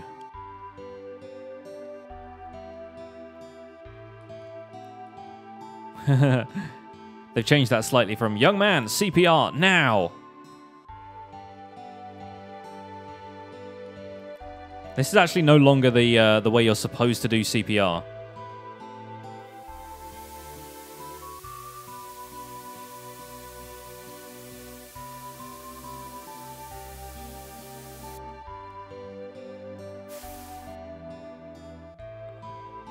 So this is actually like a...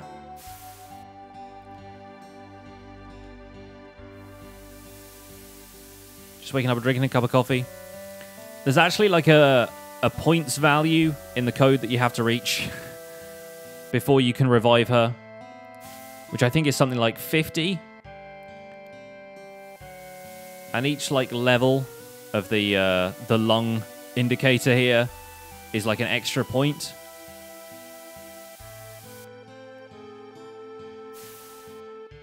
And so mathematically it's possible to do it within a certain number of tries.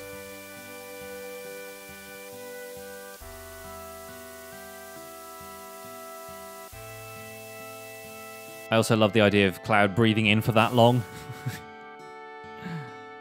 I think one more should do it.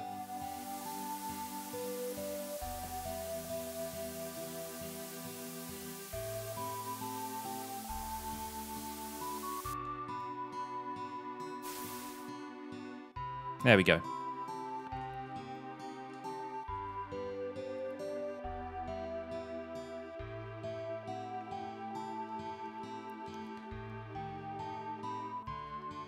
That's also, yeah, that's not how you're supposed to do CPR, because you're supposed to just, like, use both hands and press on their chest in a certain rhythm.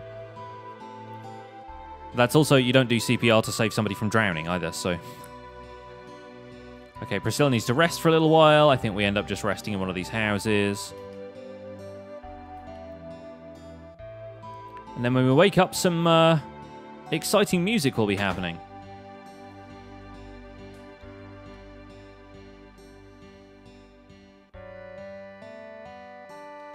One character was running into the background and proceed to scale a mountain before disappearing. Nice. It's like how you can run sideways to get up a mountain in Elder Scrolls. Like you can literally run at an angle to get up a mountain in Skyrim, apparently.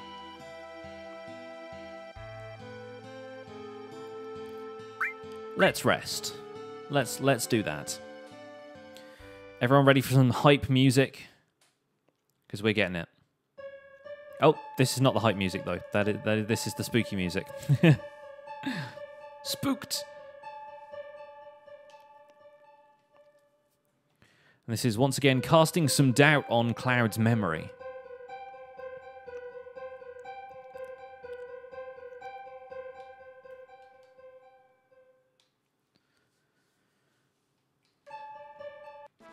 Oh, and there's Tifa.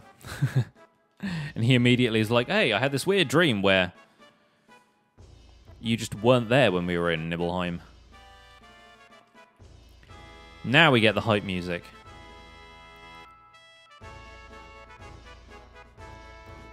Ta ta ta ta ta ta ta ta ta. It's funny, like, sometimes in my old playthroughs I would never get Yuffie until later, so actually seeing her in these scenes is really interesting to me. I can't honestly remember her being there a lot of the time.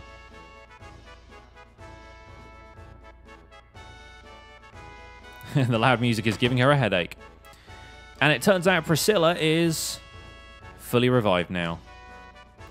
She probably finds it a little bit awkward that this spiky-haired dude, like, administered the kiss of life. But there you go. And she gives us the Shiva materia. Because that would be the most valuable thing in the world. Expecting a jump scare at any moment. Yeah, not so much.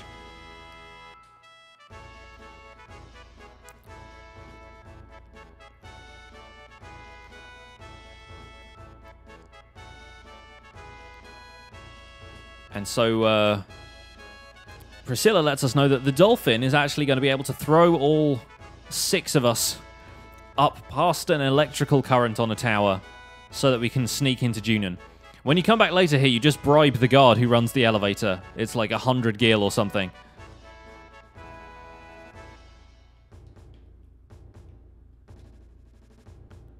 But this time around we have to do it the mini-game way.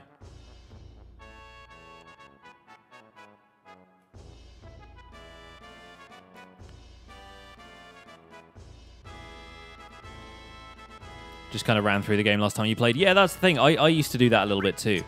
This time I'm kind of interested in seeing as much as I can, really. So she has a whistle that can call the dolphin. The dolphin, she's kind of teaching it tricks, I guess.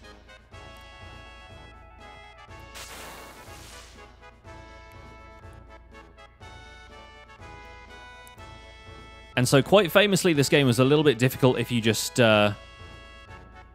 swam around like to wherever and then blow the whistle. But then the easy way to do it is just to hit the button immediately. It doesn't quite get you on the thing, but then you press the button again from where you land, and you're there. I remember being so happy when I read that in the guides the first time around. And here we have an airship, which surely we're going to be able to get in now and explore the world map, right? That's it. Freedom. Complete freedom of the world map, and we can go wherever we want. Nah. Not yet. Haven't even met the pilot. But that is the high wind. More of that later. Also, I always thought this was a chest when I ran up to it. I was always very disappointed to discover that was a switch that takes you down to the next level of the helipad.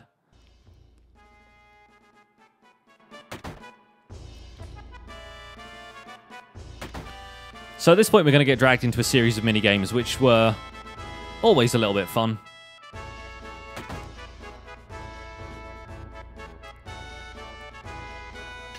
And Cloud gets to turn on, to put on a Shinra uniform, which is actually fits him quite well. He says he was so proud the first time he put it on. But, you know, he was in Soldier, right? So surely he's never worn this uniform before.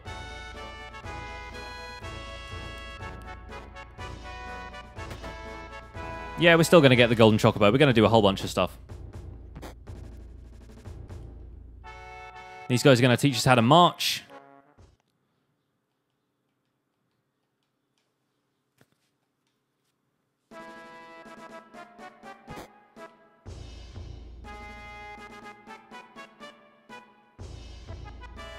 And of course, Cloud knows how to march, so he can just goof off over here and do whatever.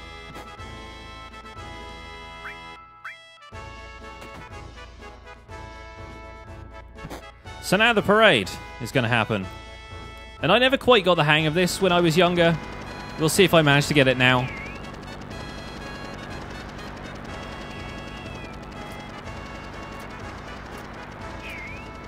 I could always do the salute thing fine, but the parade, for some reason, I just never quite used to get. Oh, look, it's Donald Trump.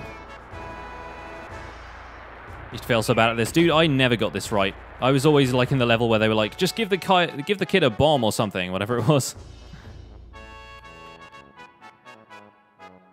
Cloud is the soldier right at the back there. You can move around a bit in this cutscene, it doesn't really matter.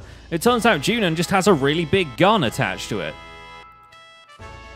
I have no possible idea what they need that for. Apparently they're just gonna shoot Costa del Sol.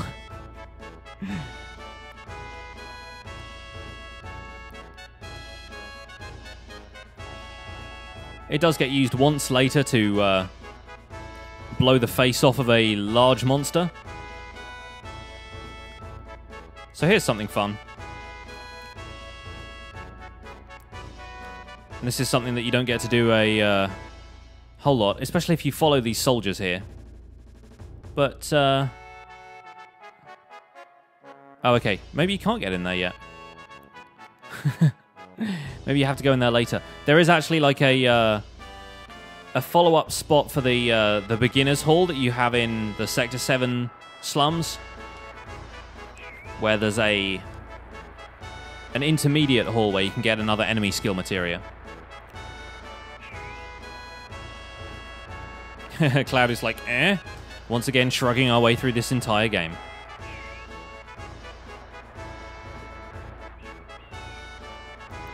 So we got to march, march, march, march. And he says charge, but what are you supposed to do?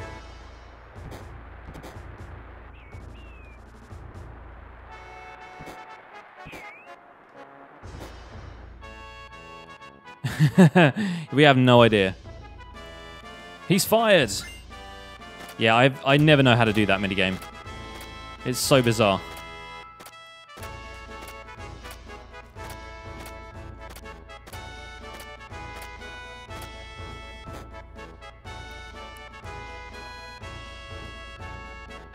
Turns out you got to move your gun at the same time as everybody else. That is one bit that I'm fine just being terrible at.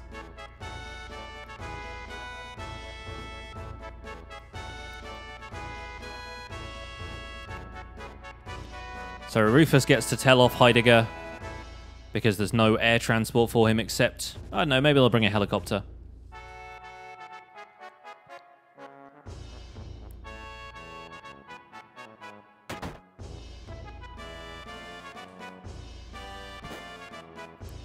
Everyone laughs in sync. And Heidegger shadow boxes with us for a little bit. Cloud is like, meh, whatever. Your punches are weak, old man.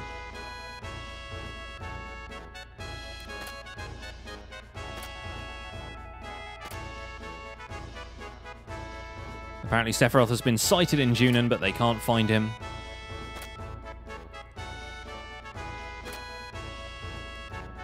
And now we get to run around. Who cares? Eh. No break for you. Oh, we don't get to run around. Fair enough. Now they're going to train us for the send-off.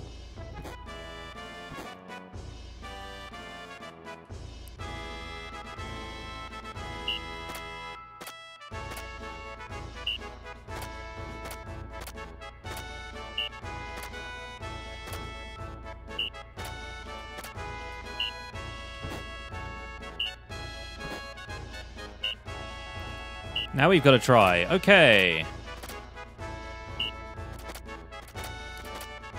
This bit's actually kind of difficult on PC because they don't use the button names. But I think we've got it. I think we only have to score 100.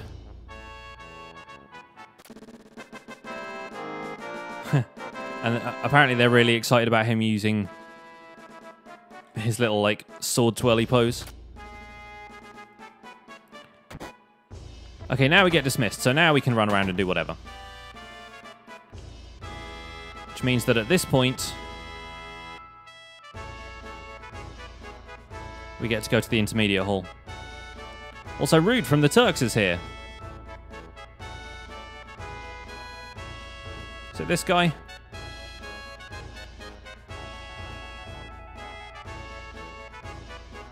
Hi, friend. Oh, we have Seal. We have Restore, Heal, Revive. Oh, we need one of those. We may as well buy Seal as well. I compare you to a kiss from a rose. Is it the next shop that has the intermediate hall in? I guess it is. It's one of these doors anyway.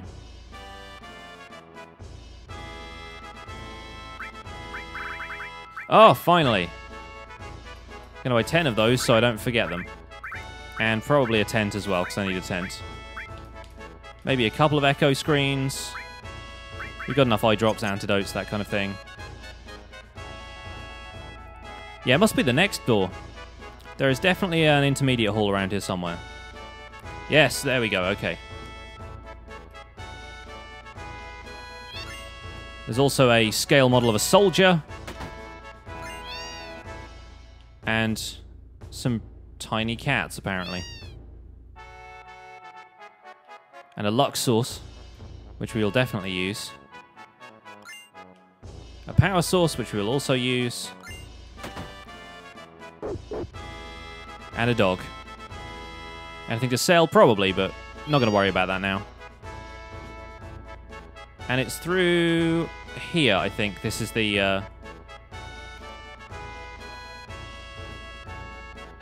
staircase down. There we go. This is the intermediate hall, and this is where we get ourselves the other enemy skill materia. Cool. Catch you later.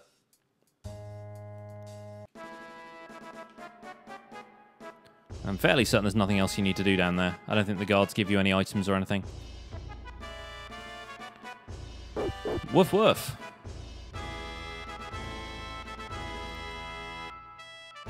And what is in here? Oh, is this the weapon shop?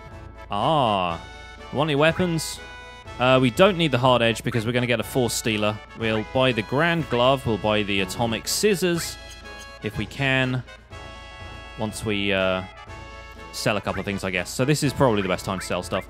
A couple of ethers, which we don't need to use too much of. I think we can probably sell Aerith's mithril rods. Leather glove we can sell. Don't want to sell the power wrist. We want to sell the cannonball because Barret doesn't need that.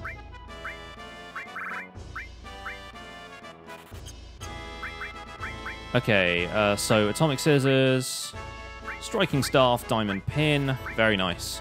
And we could buy the boomerang, but not too fussed about Yuffie right now. Yeah, we're going to get the force stealer so we don't need the other stuff. What is down here? Oh, this is the Turk's little speakeasy. Don't think there's a whole lot we can do here. It's all rented out today, apparently. Too smashed to do anything. Nice. And they're all here playing rock, paper, scissors. So funny they have this little like hideout bar thing. Anyway. We're going to continue on over here. And hope that we ace the salute challenge. Which I think we should be able to.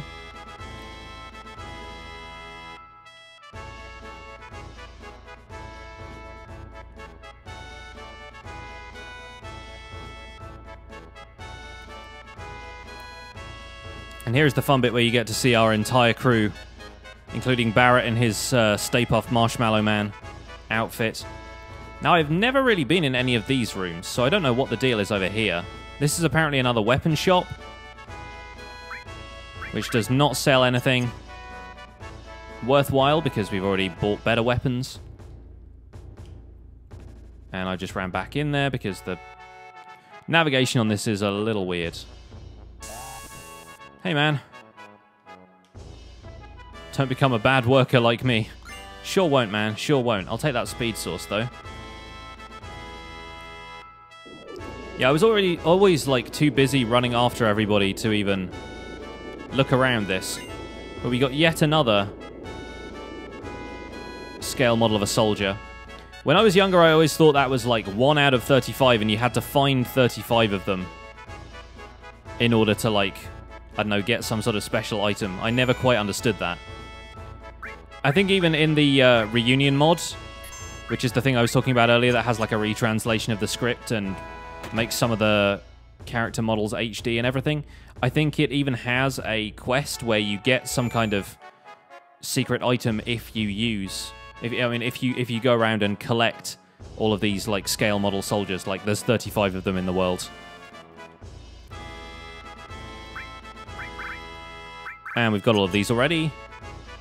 Pretty cool. Hey there, old man. This guy apparently used to be in Soldier. Protects against darkness and sleep. We can't really afford either of them, but we don't need them right now either.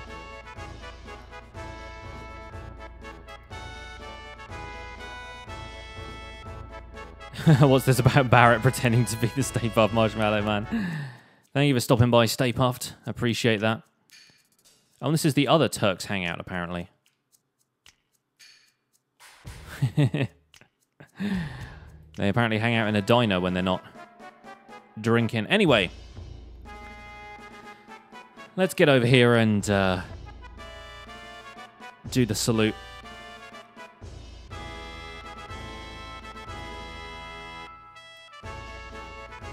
In a minute, we get the treat of seeing Red 13th crammed into a sailor uniform, which is possibly one of my favorite things in this game.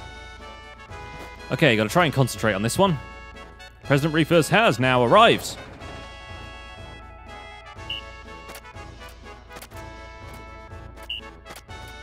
Oh, I'm not nailing this.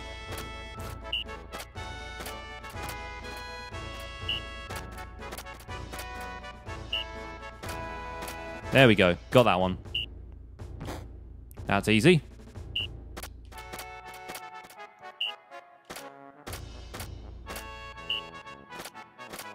Better. Oh, didn't nail that one.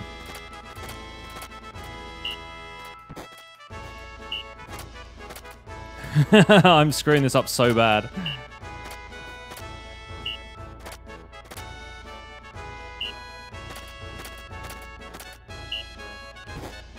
We took a save, though, so we can always revert to that save if we need to. Okay, we got 120. I think that's enough for the Force Stealer.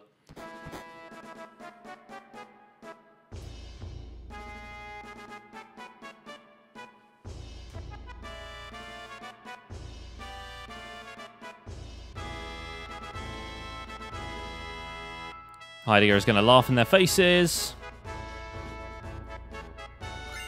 Yes, okay, good. I think all you need to do is get 100, so that's fine. And now any buttons you press, Cloud will just perform these silly actions, which is really funny. He's doing his pose. Scratches his back with his gun. That is not good trigger discipline, but there you go. Yeah, it's really difficult when you don't have the button prompts on the screen. I really hope we can do something about that for FF9 when we have to do the nobles. The 100 nobles thing is kind of difficult without that. When all it says is menu, cancel, you're like, what?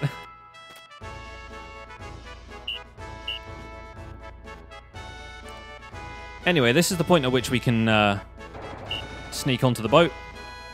I'm just going to do this shimmy over here. Alright, peace. And we're on. Simple as that. Gonna cross the ocean to the new continent wearing Shinra uniforms. Man, I thought this was going to take us all stream. I forgot how quickly we get to Junon in the grand scheme of things. But of course we have the whole passage on the cargo ship, our first fight with Genova. There's a lot of stuff to think about here.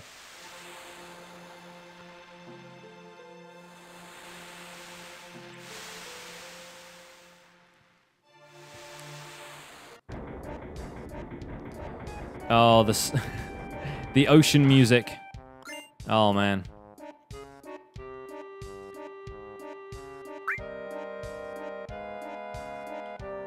Gave Yuffie a tranquilizer to help out with her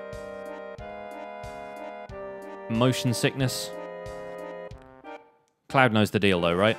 I mean, no, he wasn't the motion sick guy in that flashback. There's no way. Unfortunately, Yuffie is currently stood in front of that materia, so we can't get that just yet. We're going to offer to take Aerith on an airship ride at some point. And then she's going to glitch into us. Do you mind?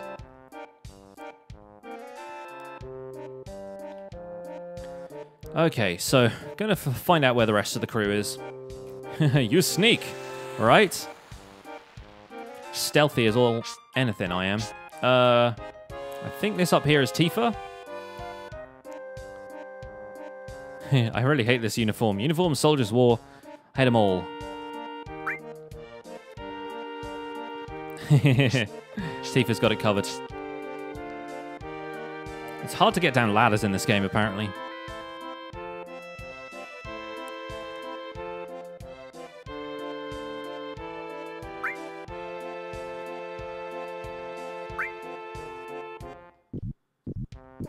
Yep. HP and MP restored. Not that we needed that, but hey. And this guy runs an item shop on a boat. We don't need potions or Phoenix down, though, so fair enough. Also, this is apparently how Red 13th blends in. It's me, Red 13th. I'm a little woozy, but I shouldn't get caught. Humans only look at appearances anyway. Any way you look at it, I'd say I make a fine human being. Yeah, with the tail and everything. I'm really interested to see how they do that in the remake. I really hope they keep like goofy stuff like that in, because it's so good.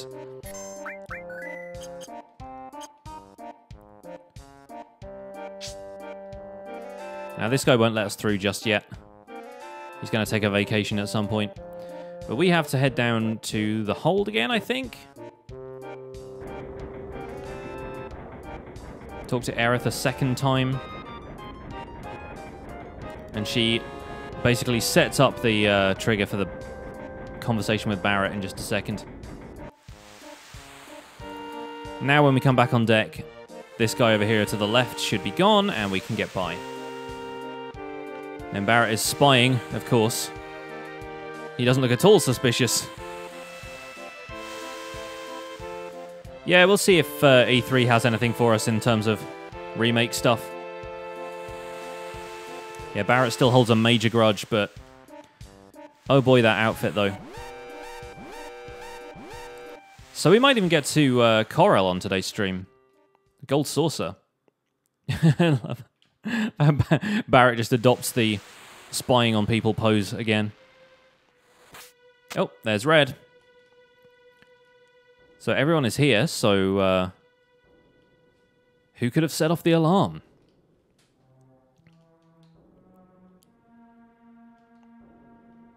Yuffie basically backs out of that fight, but... you know what? I think we'll manage with our original crew for now. We're the ones who are leveled up anyway. We've got all the gear. Let's go! In terms of limits and stuff, we should be fine. Not really much we can do about that anyway. Who needs materia? Shiva's going to be a useful one to have. Let's put that there instead of... there we go. And Red can have... Revive, I guess. It's probably a useful one to have. Nice and early. We'll give Cloud an enemy skill materia as well. I don't think Seal is going to be useful at present, but you never know. Oh, okay, that's Yuffie hiding in the background there. Excited about 1.13 coming out? Heck yes, dude. Really looking forward to it. Oh yeah, and we get a couple of random battles here as well, because the soldiers are on high alert and we are now unmasked.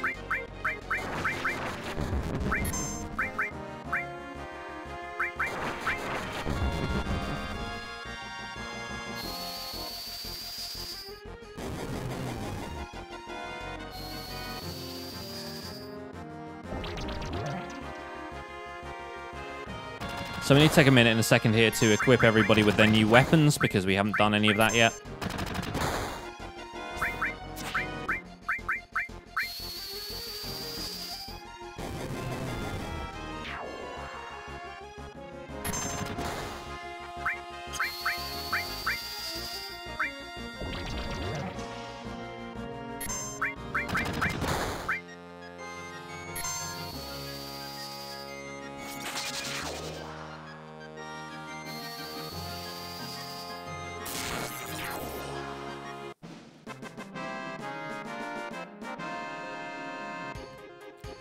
There we go.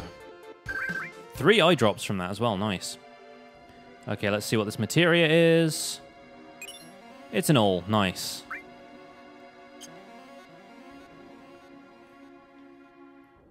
Engine room. A suspicious character, but apparently not human. Hey there, Engine Master. Is it Sephiroth? Apparently it is.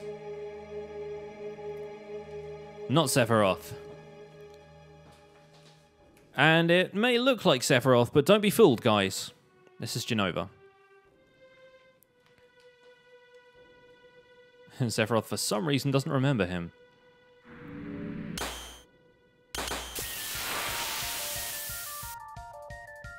Basically, one of the only times Jenova says anything. I'm gonna have Aerith use Shiva just because... Dang, it's cool. No pun intended. Of course, Jenova begins the fight by giving us all our most powerful attacks immediately.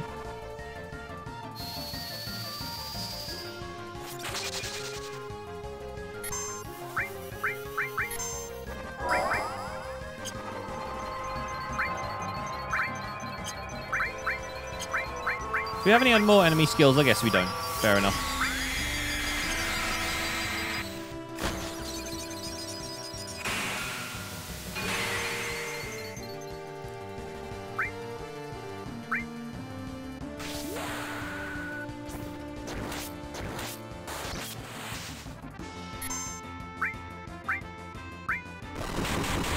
Here we go with the tail laser. A little bit of damage, but luckily Aerith has healing winds.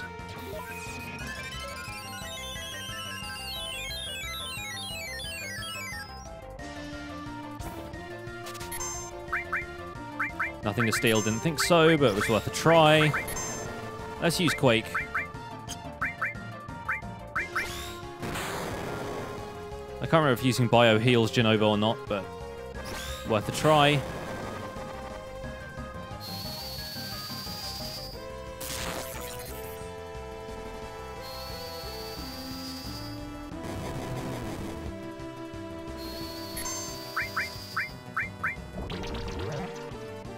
Yep, apparently it just misses. That's better than curing it, I guess.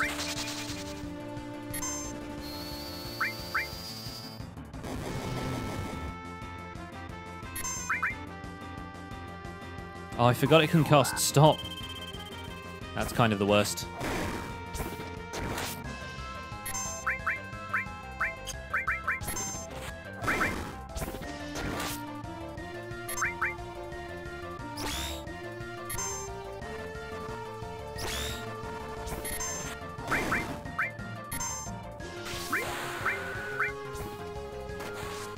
Well, unless Braver kills it, we're going to get 2 attacks in a row here.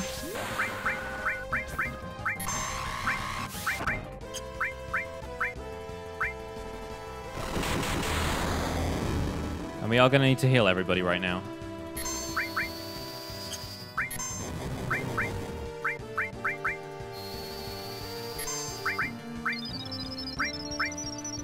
At some point, I must have taken the All Materia off of Restore because I apparently don't have it anymore.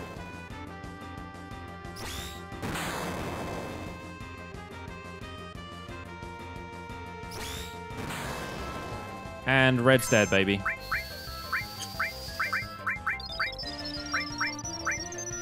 At least Aerith got to cure herself, which is kind of useful.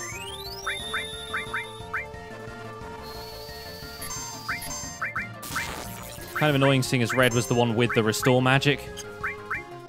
But, you know, whatever. Let's get that Chocomog summon in again.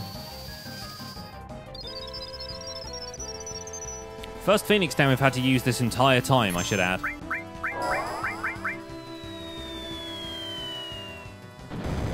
I love that Fat Chocobo is bigger than Jenova. If that was how he won the fight, that would also be kind of incredible, but... never mind.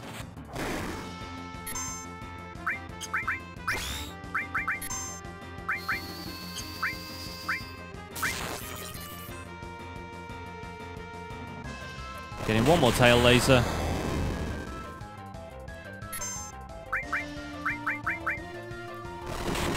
Apparently 2 more tail lasers.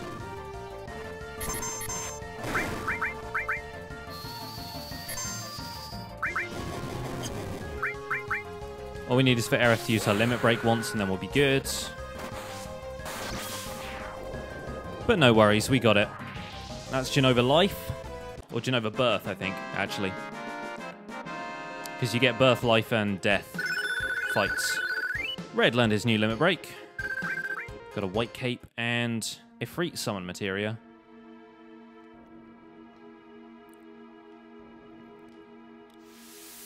So apparently Jenova's arm is now taking the form of Sephiroth.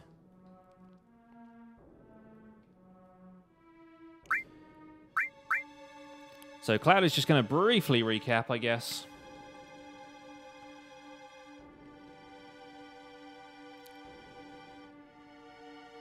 Just now all of us saw Sephiroth, but was that really him? At least we get a brief chance to explore the engine room. Grab the Ifrit Materia. Grab whatever's in this box over here, which is probably an elixir or a high potion or something. Oh, Wind Slash. Okay, that's a weapon for Yuffie, I think. Anyway, we can equip the Force Stealer, which we should have done before that fight. Likewise, the Striking Staff and the Diamond Pin. But that's fine. We didn't do too badly anyway. I think we'll probably... Do we still have another Cure Materia? No, I guess not. I think we'll put Fire here and we'll do all and then move Poison over there. So yeah, the cool thing about the Force Stealer is that it actually allows you to double your materia growth, so you can level up some stuff really quickly that way. In which case, having enemy skill on there is useless. So let's put the Revive Materia there. Hey, Stormageddon. Welcome along, great to see you. And see you later, Rad, thank you for being here.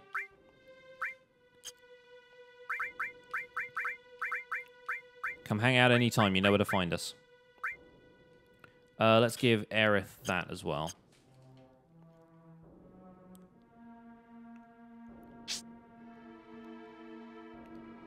So the boat is about to dock at Costa del Sol. Cloud takes one look back at the battlefield. And we're going to pull into port. Once we get control back in our characters, I am probably going to take a very short break to go and grab a drink, and then we'll continue. We might even make it to the Gold Saucer today.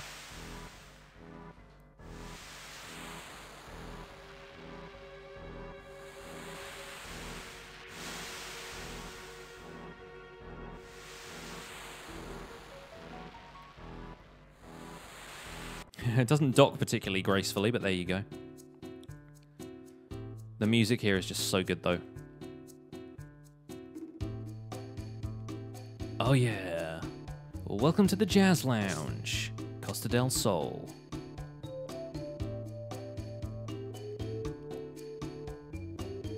Benny on vibraphone. You look like a bear wearing a marshmallow. Barret keeps the sailor costume as pajamas.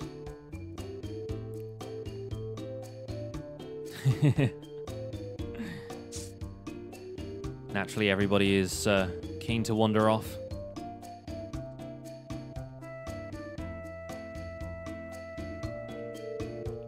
It's funny how he's like, "You're stowaways, right? Yeah, don't worry about it." All right, we're going to get a brief scene here where the people in the Shinra bunch arrive by helicopter.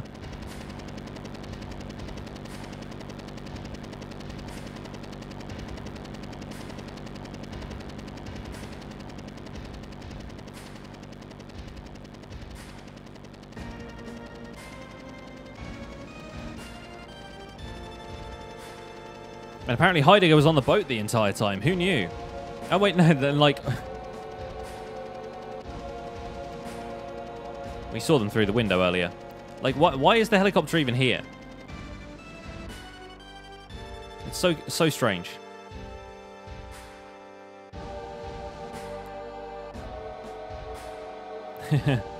Rufus is like, how Did everybody get on this boat? Like, basically all of our enemies were on the boat.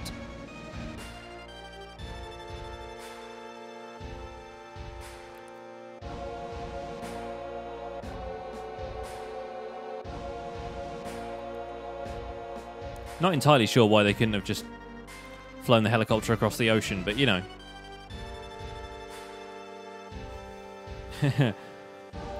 Heidegger decides to pick on all of the civilians at the port. What a strange man. Jem, thank you for the follow. Welcome to the Pixels.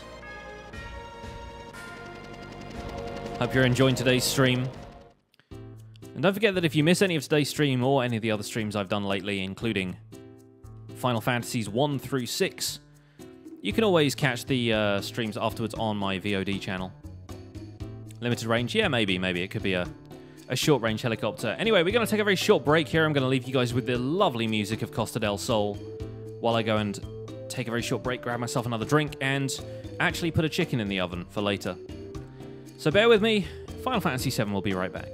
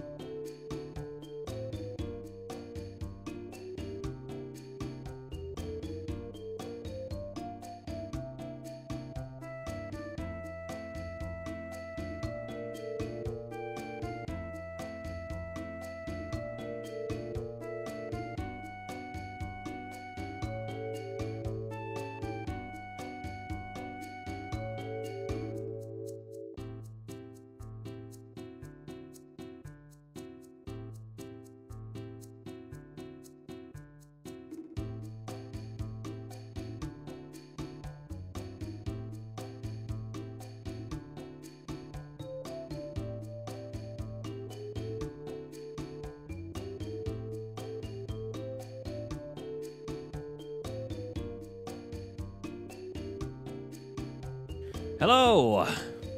Welcome back to Costa del Sol. My name is Pixorifs. Dude, this could just be the bed music for my entire, like, pre- and post-stream chat. So here we are, back in the Costa del Sol. I've got strawberries.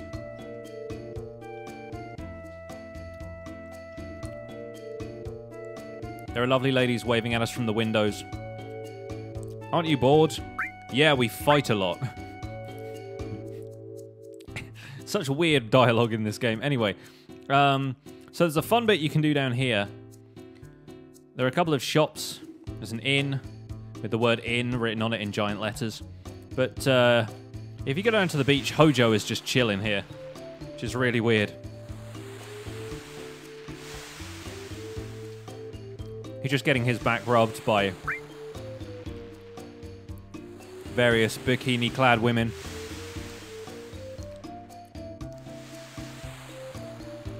And Tifa's like, go and talk to him, because, you know, this guy's not our enemy or whatever. I want to talk with him. Is that Hojo? It's the professor.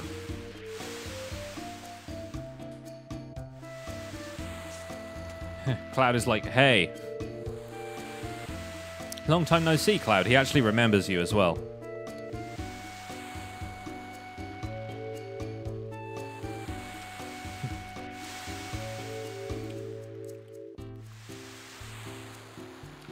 Hojo is like the least repentant character in this entire game. It's so funny.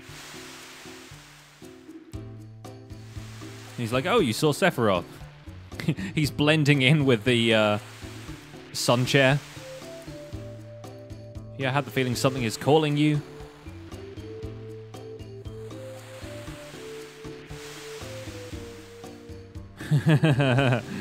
Cloud, like, squares up to him. And Red is, like, keeling over from sunstroke. We need to get that dog a bowl of water.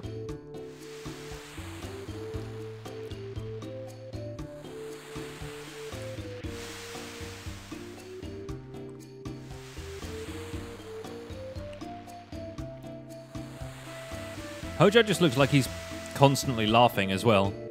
He's like, and yes, he is wearing a lab coat on the beach. All scientists do that. I like the way he says, I'm getting a tan, but he literally has his entire body covered apart from his face and hands. Hey, Fry, yes, you've missed the last little section of the eastern continent there, but no worries. That guy gives us a bit of a tip off about the cockatrice. Well, this is also a bit where you can ruin these kids' game of football. It's not quite like the bit in, what is it, the... Oh, did Yuffie just steal some materia? Yuffie is literally selling us materia. It's so funny.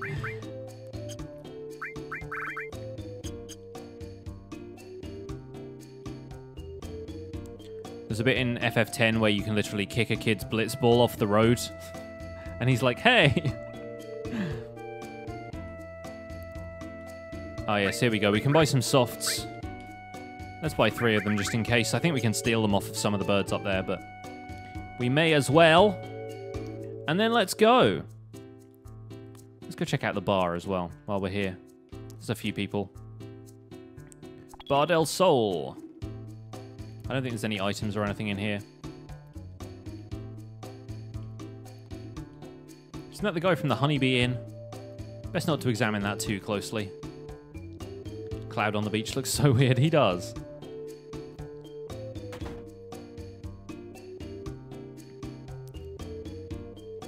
There's a spy relaxing in that room. Aha! Storeroom. We've got a motor drive. Oh, those items are free, so help yourself. Oh, thanks. Don't know what a motor drive does. Got a fire ring, though. So we may as well equip some extra accessories. Got strength plus 10, which we may as well give that to Cloud. Protects against frog and small. Nullifies fire attacks. Now that's probably going to be useful. What does the motor drive thing do? Is that going to be another weapon for somebody?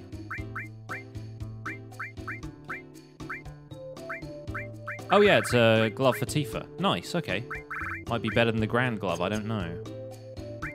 We also need to use these, which I'm going to use entirely on Cloud because, like I said, Cloud's probably the character we're going to use the most.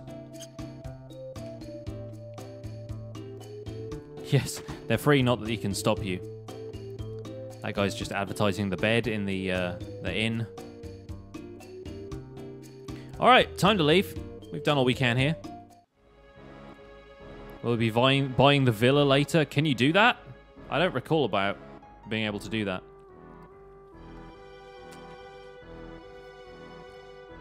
That's hysterical. If we got the gil, I guess I'll do it.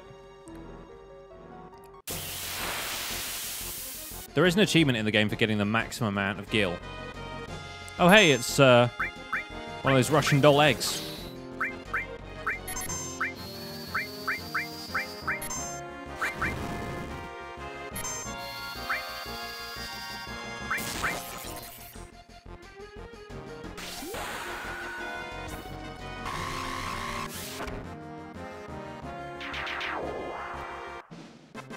Less than the price of a Master Duel materia. Fair enough.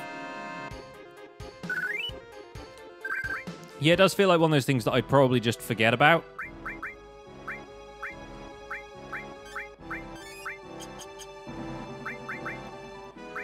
When are we going to add Restore All somewhere?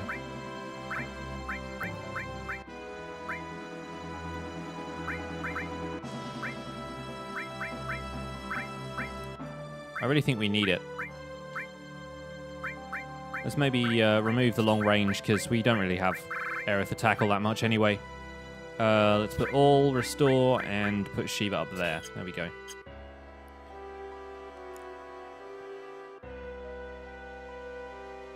We'll quickly save before we go into the mountain pass. I'm going to tweet out a link to the stream again, just so people know that that's where we're at. Gold Sorcerer or bust.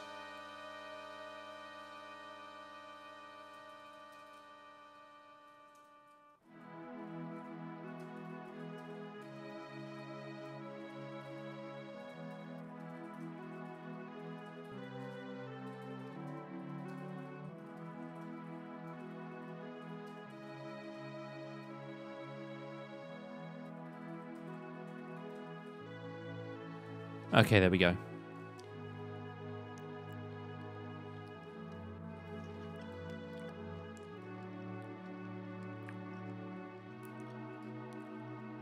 So over there, I'm pretty sure that is the place where you get Aerith's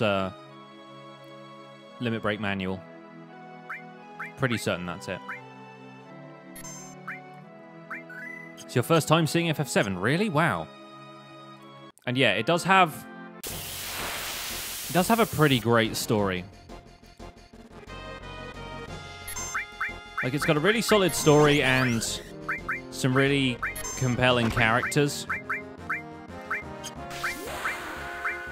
But I think the best thing about this game was just that at the time, it was like no other Final Fantasy title before it. It was a game that took 4 discs, or 3 discs, I suppose, to play.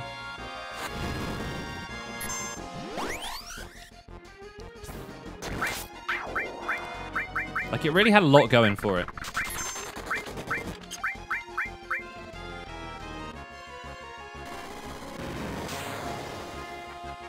You've seen bits and pieces of the story, but never the full game. Well, this is it.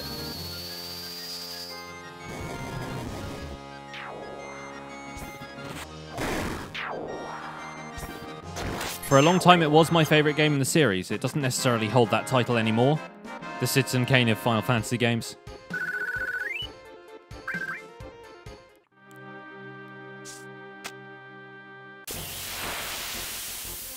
This area has a really high encounter rate for some reason.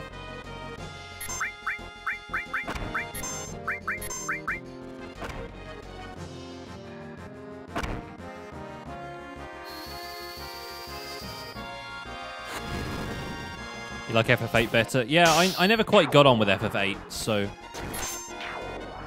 7 was always my jam.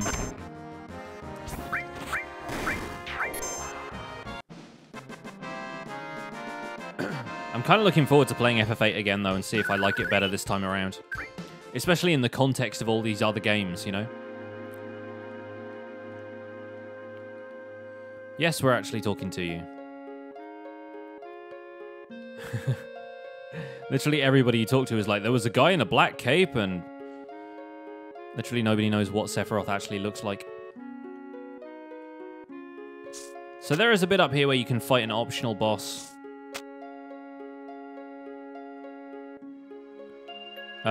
Which is a cockatrice.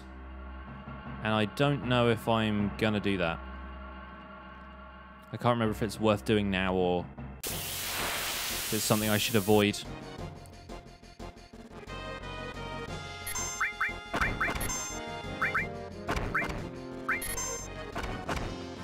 Nine was the one you can never get into. I absolutely loved 9. From minute 1, it was just a really, really cool game. I feel like a lot of people really thought it was a step down in terms of the graphic style and everything. Okay, are they just gonna completely kill Red here? Yeah, they are, okay. Note to self, apparently these guys have a magic counter that will absolutely destroy your party.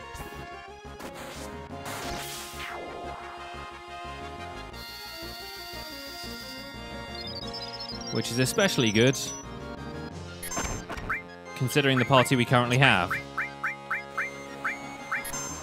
Good thing I brought some Phoenix down with me, though.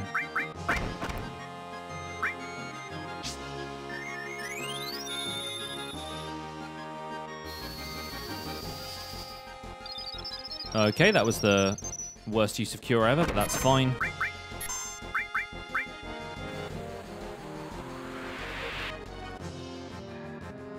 At least Aerith has this.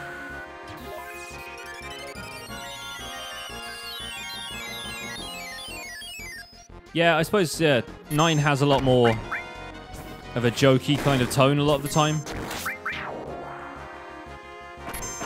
And like a fairy tale is a great way of describing it. That's... You pretty much nailed it there. It is the most fairy tale-y. It's got princesses and knights and adventure and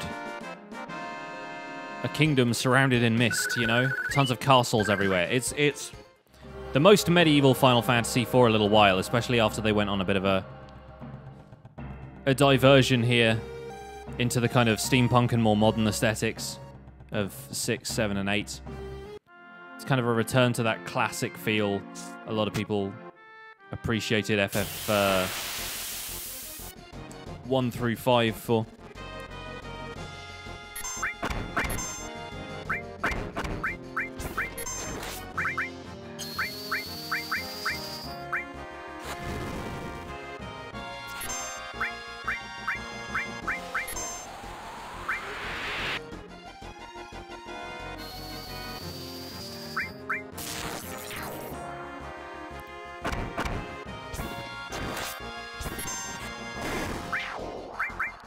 Yeah, and I'm totally with you on the Evil East games.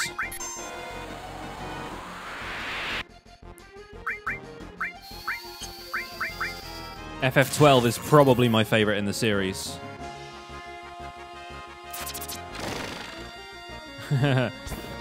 Spiky hell to you!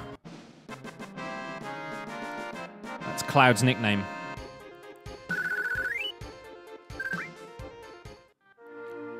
It's like a 1,000 needles style counterattack, except 200 needles, I guess.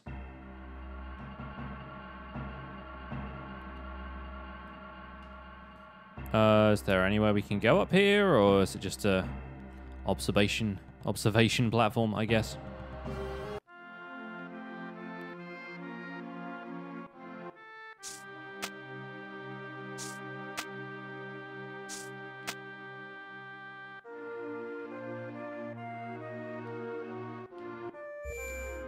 Okay, at least we had a save point.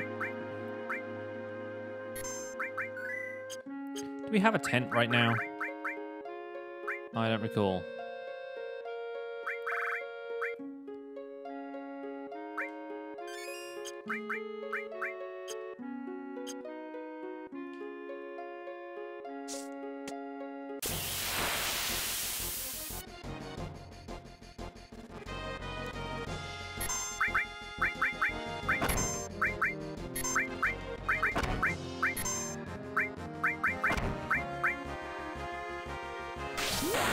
May as well keep using these while we can.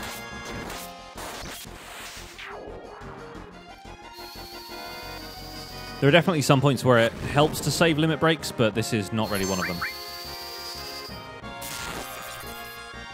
Yeah, I saw both those messages, Gem.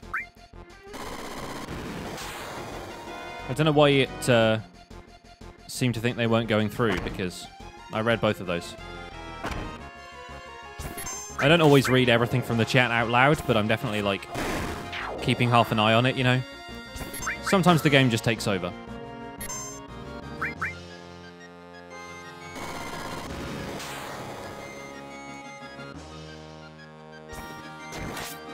Yeah, they only show up on the screen for about, like, 20 seconds. Like, messages fade after a little while, so they don't always appear there. I pushed the OK button. Why did I not jump? I can't remember which way you have to go to get the treasures here. I guess it's all the way to the left or the right. Something like that.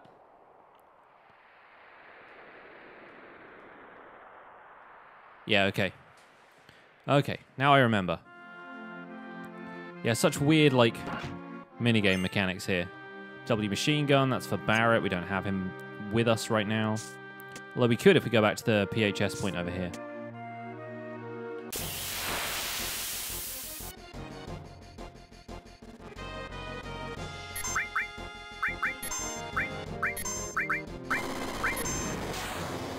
Maybe we should heal people more frequently here.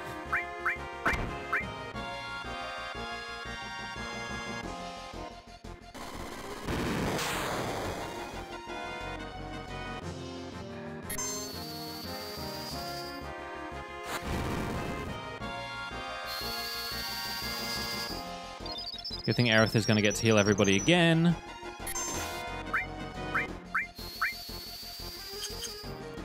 Although we'll save that for next time.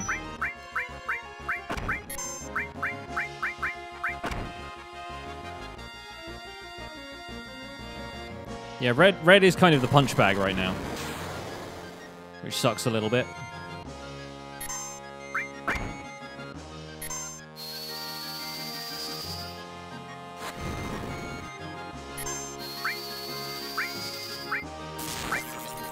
Oh, of course, these guys aren't weak to thunder. I keep doing that.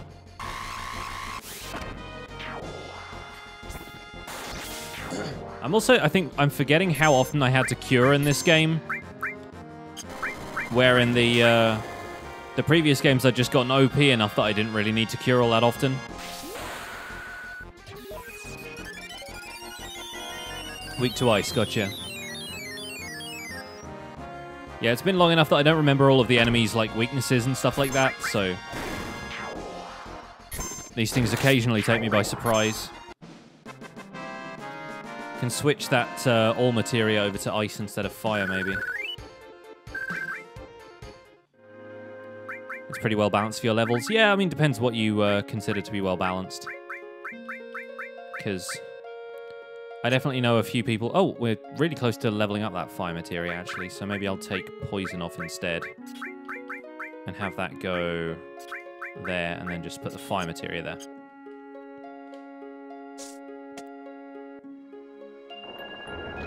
This one.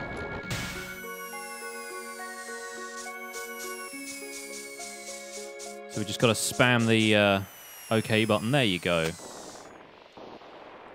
And now we should be able to climb up and get the treasure. Yay! Wizard staff. Nice.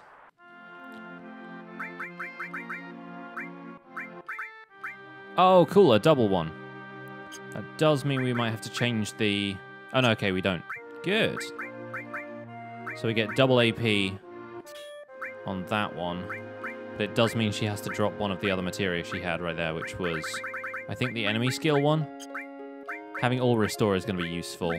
Let's drop the earth one for now, because that needs a... Actually, no, enemy skill on this is going to make no sense as well. Okay, we'll just leave it as is. That's fine. Okay. Next one of those, we go right. Do I have any goals for this playthrough? I'm basically planning on seeing it all. Like, as far as I'm concerned, I don't need to, like, see all of the dialogue and stuff again. But I want to do all of the optional stuff. It's my first time playing it on Steam, so I'm planning on getting as many of the achievements as I can on Steam. Nice, that was effective. Hey, Cirky, welcome along. Yeah, ultimately goals for this are just to show people the game and have fun, really.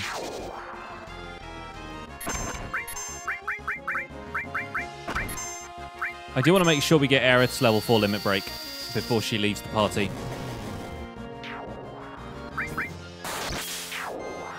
Try and do as much of the optional stuff as we can, you know.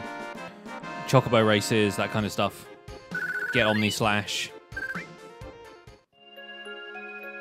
Hey, I didn't say how she leaves the party, only that she leaves the party. This time we're going to be heading right. There we go. I think we nailed it. Yay, we did it. I'm glad that it gives you more than 2 chances at this, because it's just a star pendant, but it's better than nothing. You can probably sell it. We've got the transform materia, which is just Mini and Toad, right? That's not Morph.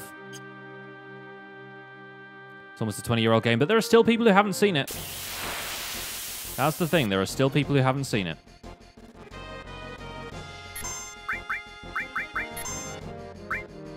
You can never assume anything about this stuff. In fact, it's now getting to the point where the... Can I not get past this row of enemies? Is that not possible? I guess not. Guess we have to deal with them first. Have you been here and you haven't said here for an hour and you haven't said a word? That seems likely, yeah.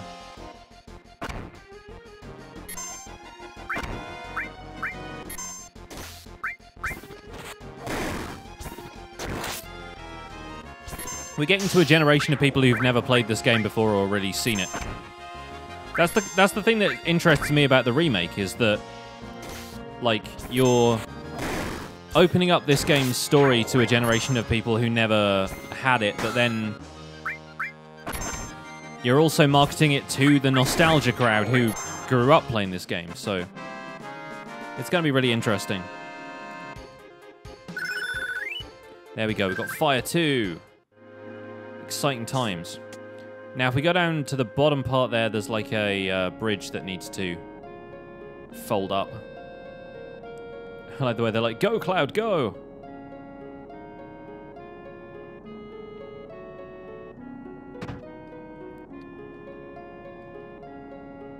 And do it. So that lowers the bridge, which apparently doesn't have an animation because it happens off camera. These lazy animators.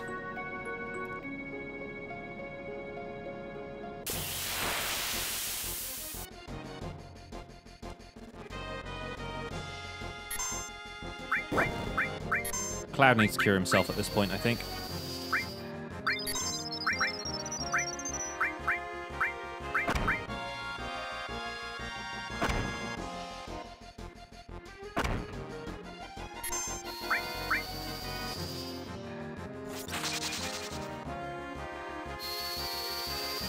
Yeah, I'm quite enjoying playing them all anyway, because, yeah, we have a lot of fun. We get to play some games that I never played, like, at all, if not, like... There are a couple of games that I did play, but not all the way.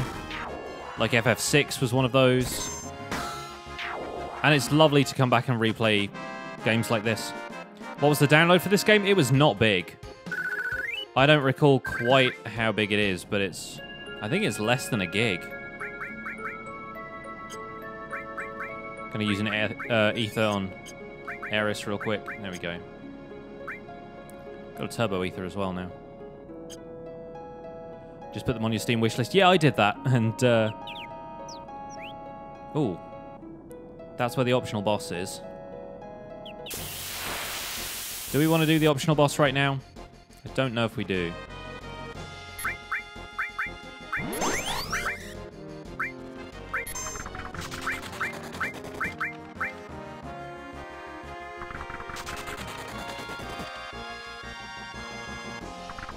But yeah, from now on, I own every game between here and 13.2.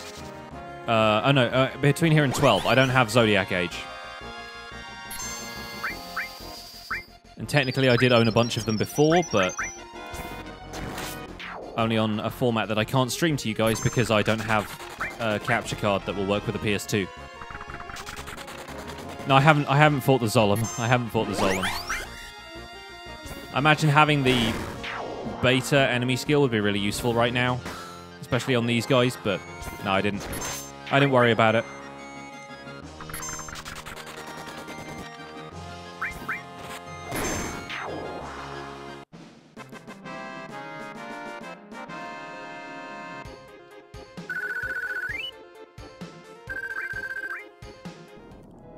Could use a virtual machine. Yeah. It all sounds like too much hassle, and I have no idea quite how that stuff is supposed to work. Like, anything that's like too technical of a solution for me, I'm like, maybe I'll give that a miss. I also think it's kind of nice to be able to buy these games again, especially if I'm getting attention for streaming them and stuff, you know? Like, I feel like I owe it to them in some weird sort of way.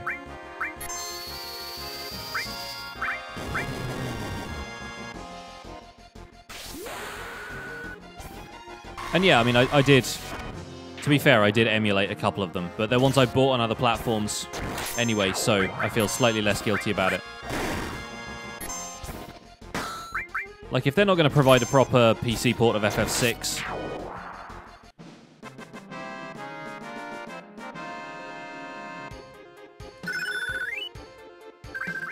Hey, Yota, welcome along. Welcome to the Corel Mountain Pass. At least I'm pretty sure that's where we are. Mount Corel, yeah, there it is. We're not going to do the cockatrice fight right now. We are going to go this way, because I'm pretty sure there's something down here, right? If I remember correctly. It's like a secret room down here or something. A cave.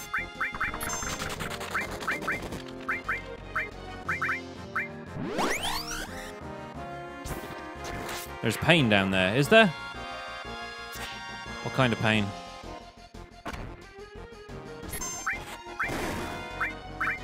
Lasery pain. Oh no. Well, this kind of lasery pain. Thought you meant there was going to be some kind of optional boss down there. I was like, I don't remember that.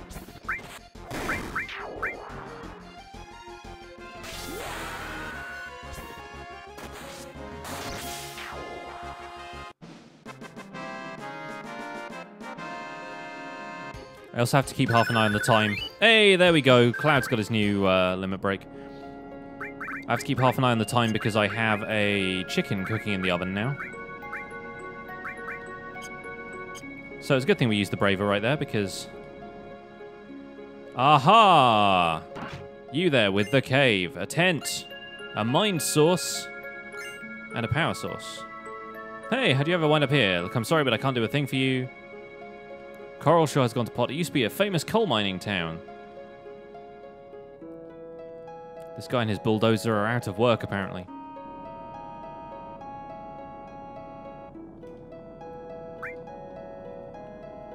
Just raiding hobos who live in caves.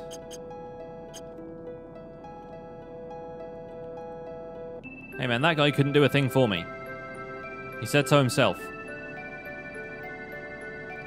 So is that it? Are we now in... Oh yeah, of course. This is the bridge where we fight the bombs, so I might have to cure everybody quickly. There we go.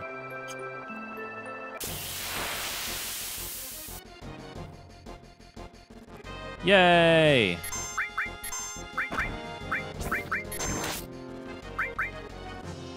What do you mean you hate this bridge? Steal from them if you can? Okay, I'll bear that in mind.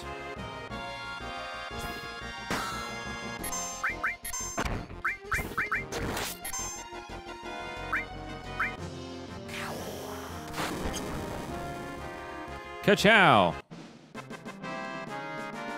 Well, we won, so... no XP, no OP, no Gil.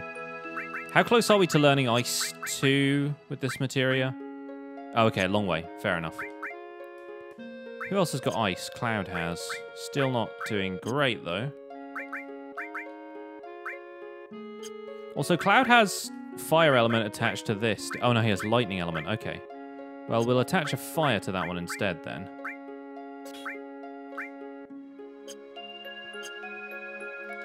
No XP or anything if they blow up. Yeah, that's a bit of a pain.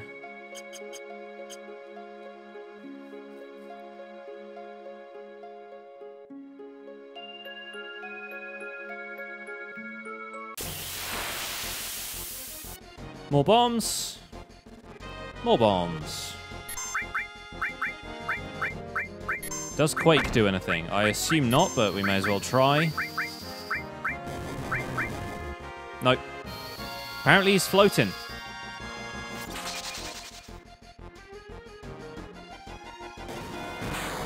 We done got fireballs. And it did nothing because I think Aerith has an accessory.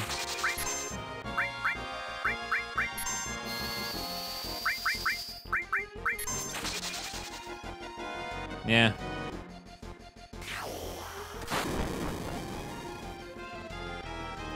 At least Cloud gets a limit break for that. Should we just use Shiva on them a whole bunch? I think that's probably the best thing to do.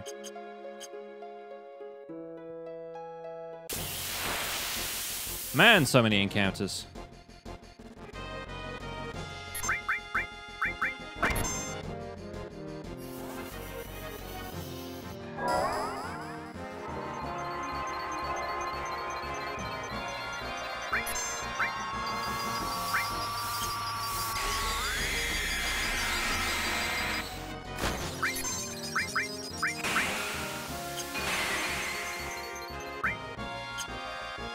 Still doesn't kill it.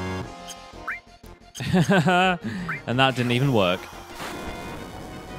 It's a slightly smaller bomb, though, so... slightly irritating, but oh well. Turns out that there's a lot of bombs on the way to Corel. Made it.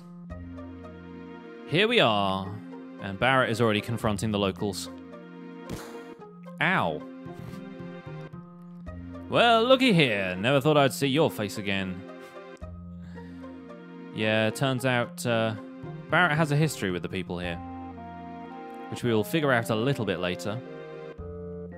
They're not entirely happy. Techno Freak is not quite the insult they think it is, but...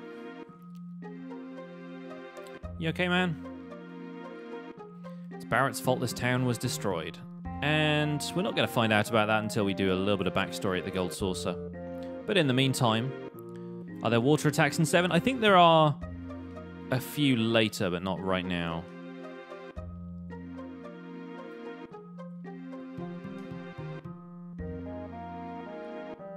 So yeah, this place is a little down in the dumps. Okay, we already have a transform materia. Cornucopia apparently cures small. I guess you just eat a whole bunch and it makes you big again. It's interesting. General store with transform materia. Tool shop. I guess we could buy a tent or two here and there. This guy's selling weapons. Carbon bangles. Ooh, yeah. That's what we want. We've already got the Force Stealer. Let's get 3 of these at least so we can equip our main party.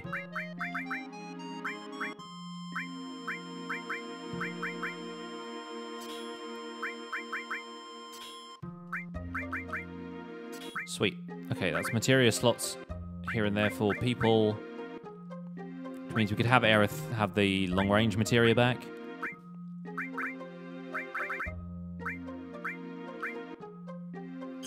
Or she could probably have a fire materia.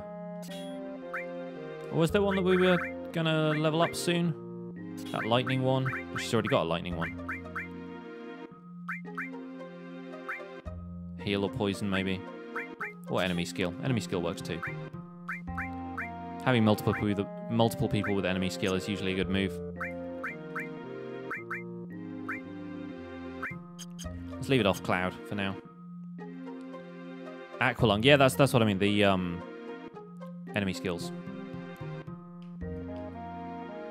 It's a big fad now in the city to get tattoos. Is that right? Yes. Should get a 0 tattoo. Kind of alluding to all of the people with the tattoos on their arms. Sephiroth clones.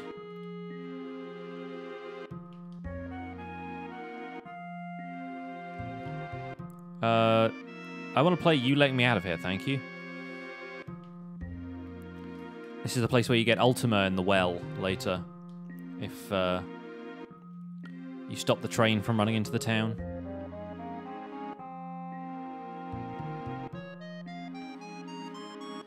So, from here, there's only one place we can really go. Do we have enough money for it?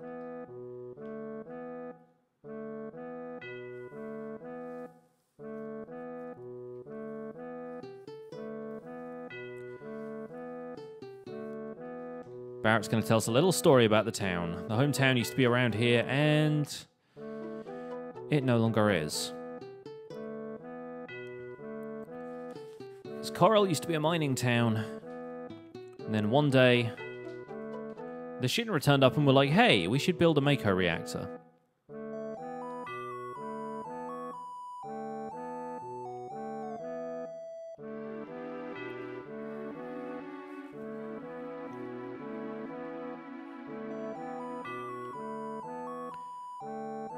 And Barret's friend Dyne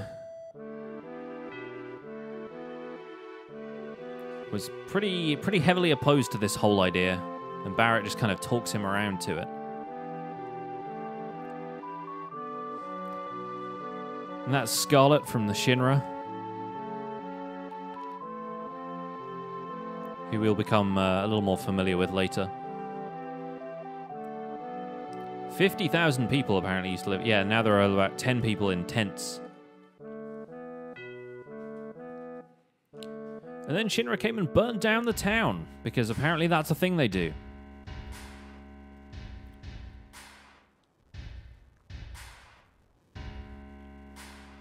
Because apparently burning down paying customers is good business strategy for the Shinra. A lot of people's towns get burned down in this game. It's kind of a running theme.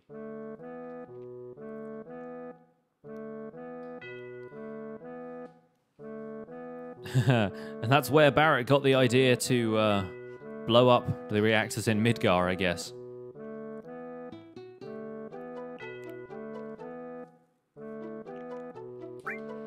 Alright, let's get on the ropeway. Let's do this. We're not going to be able to buy our first gold saucer ticket, like our master ticket quite yet, but we'll get there eventually. I like the way everyone refers to them as Shinra Incorporated. Like, to use their full formal name. It's like when you call somebody by their first and last name every time you talk about them. John Peters, you know, the farmer. So that's kind of a cool transition. There's a couple of, like, dodgy transitions between the FMV and the actual field. That one was pretty slick. Also this place was easily the coolest thing about this game when you were a kid. It's a theme park you get to visit in a video game.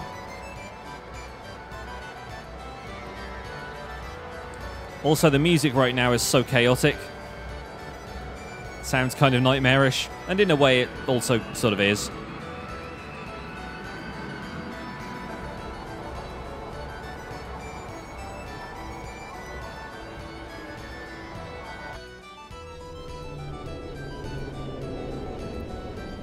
So here we are, arriving inside of a giant Moogle, apparently. Kind of looks like Kirby is about to eat the ropeway. Doesn't this save point even charge you for saving or something like that? It's kind of ridiculous, right? Yeah, each transaction costs 5 GP, and we don't have any GP. So funny. Welcome to the Gold Saucer. A single pass is 3,000 gil, or you can purchase a lifetime pass for 30,000. We'll be back with that lifetime pass.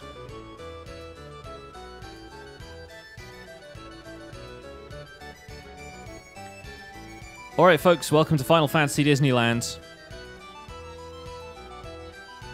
We're about to meet somebody who probably won't get used a whole lot in this playthrough, but you never know.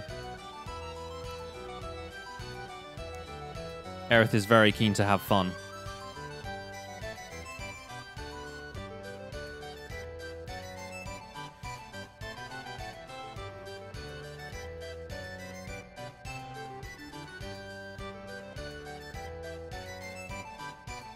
Yeah, most people you know who play this hate him or you don't mind him that much. Yeah, the Kate Sith fans are few and far between, but they exist. I've heard of them.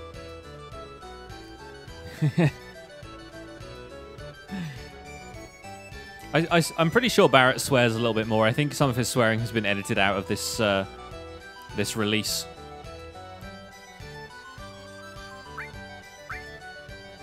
Well, we're gonna go with Aerith. Or maybe, no. Maybe we should go with Tifa. We haven't spent much quality time with Tifa lately.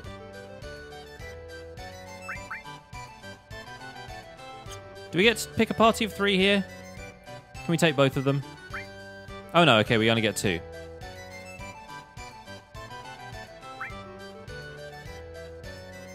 There we go. To the Wonder Square. Oh yeah, of course. That's why you only get a party of 2.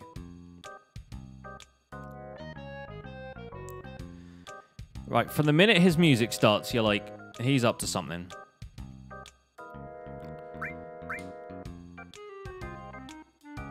He does help them in the end more than hurt. Yeah, it's fair. I mean, he's part of the party. End of the game.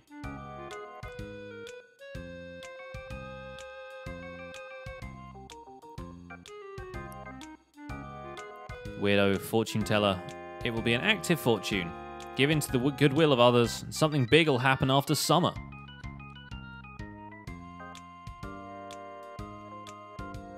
Abandon your party simulator. I suppose that's a solid take on it, Bullet Catcher. Be careful of forgetfulness. Your lucky color is blue. Well, forget it. I like the fact that he tries really hard that time.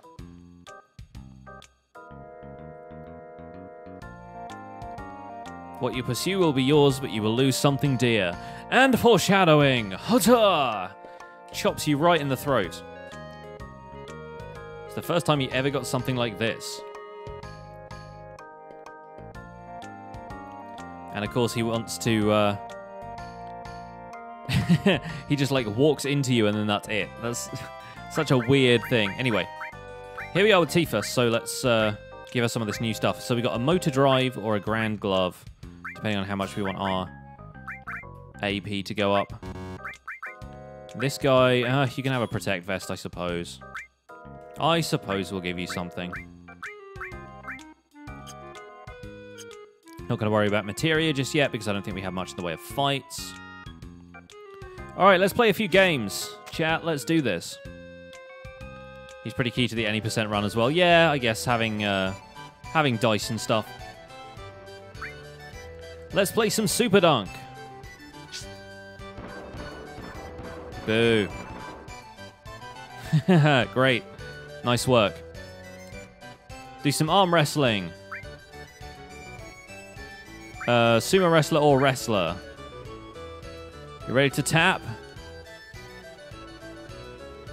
Go!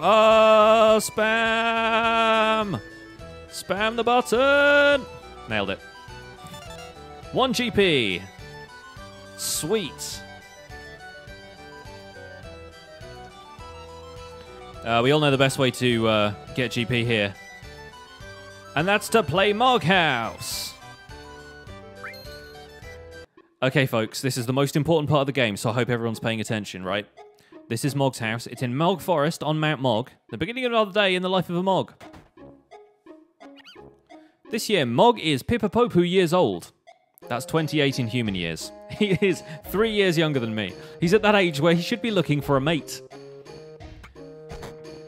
Before Mog can become an adult, he first needs to learn how not to be a dunce. Or to fly, one or the other. Even though Mog trains hard every day, he still can't seem to get off the ground.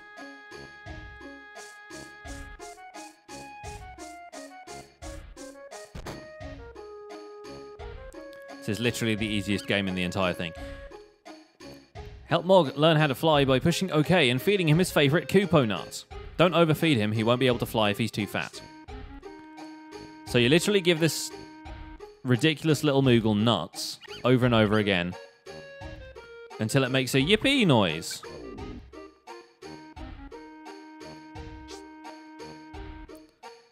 And then you win.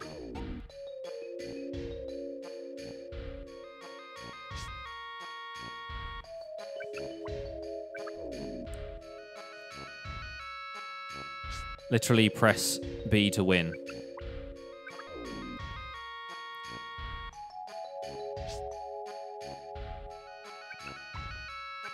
Wait for it. There we go. And now we wait.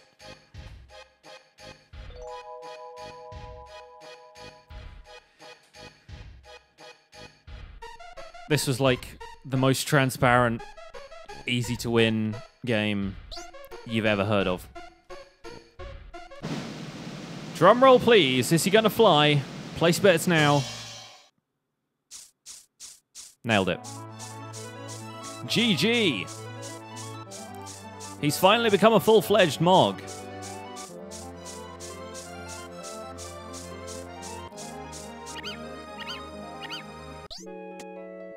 Alright, time for bed.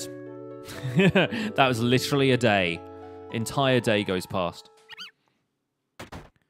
Tired but relaxed, our little Mog turns out the lights early and goes to bed. Good night and sweet dreams. What's this? It's a pink Mog, so it must be a girl. A female Mog, probably also called a Mog.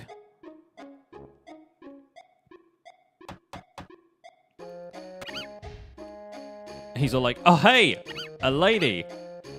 Seems like he likes her. Had days where you just eat 5 snacks, try to fly, and go back to bed. Oh, superb. Now, will Mog be able to fly gracefully in front of her? Help him out with a few Kupo nuts. I like the way she just watches as this food, like, falls from the sky. This idiot eats it, and then he just flies for a couple of seconds. So impressive.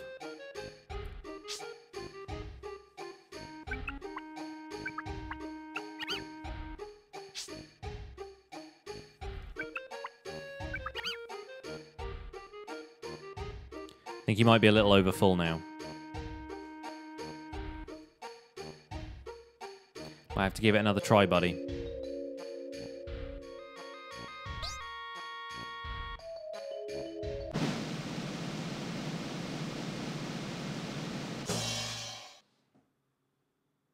Nope, too fat. You lose. Poor Mog will have to wait some time for a bride. Continue? Yeah. All right, let's do it properly this time.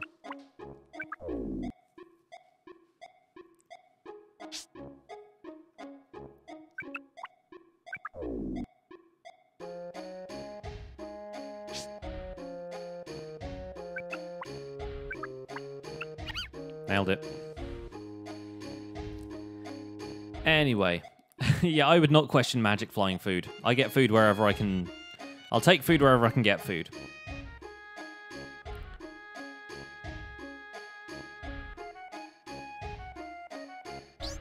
Sweet. We've won, chat. We've won. Easy money. It's like the worst virtual pet.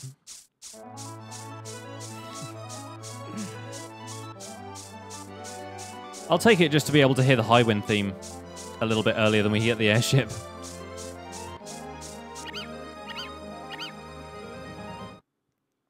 She must have fallen for his graceful flying form and the way he face-planted off the mushroom the first time.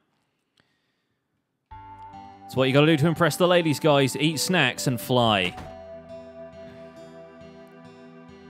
His new Mog friend. Time for a quiet date in the forest. Her name is Mag. Because all we have to do is change the vowels.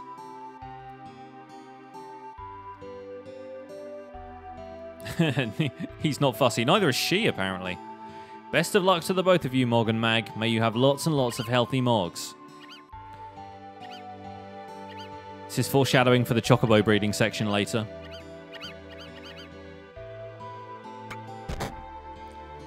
And so the cycle continues. Yeah, we all know how a quiet day ends. It ends with this, apparently. Having 12 children.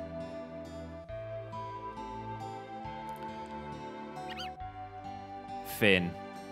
What an adventure. 10 out of 10, IMDb. 30 GP, that'll do. Want to play some G-Bike? Let's do it. Let's do it. I like this minigame. We are G on the G-Bike. Ah! Oh, we're losing terribly. Come on, seriously, I can't hit this guy. Why do I suck so bad at this now? At least we don't lose health for this. Yeah, get wrecked.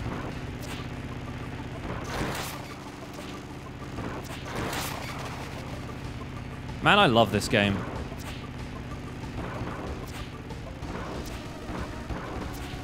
Oh, we lose score, though. I didn't even realize we're losing score for this. Well, that was terrible. No! Don't take my score from me.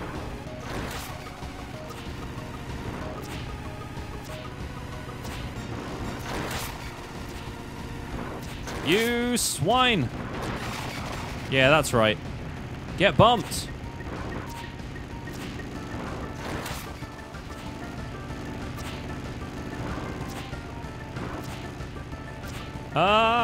I'm terrible at this. So bad at this. It's amazing how they've managed to simulate the exact circumstances in which we escaped from Midgar. These video game developers are kind of future seers in that respect. This game is so ahead of its time.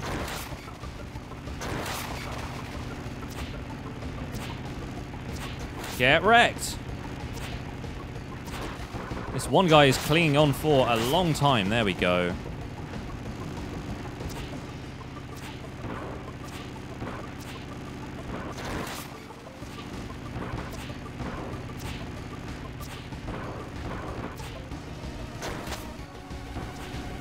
Why am I so bad at this? There we go, we won. Kind of.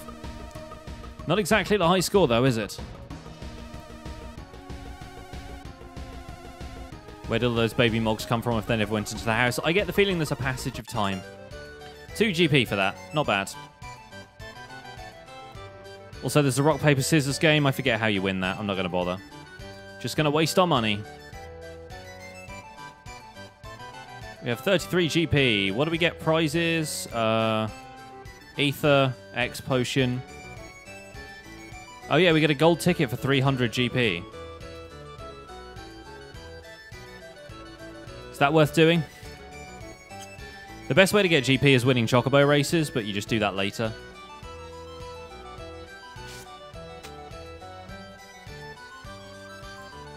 Save some for the speed square. Oh gosh, the speed square. I hadn't even thought of that.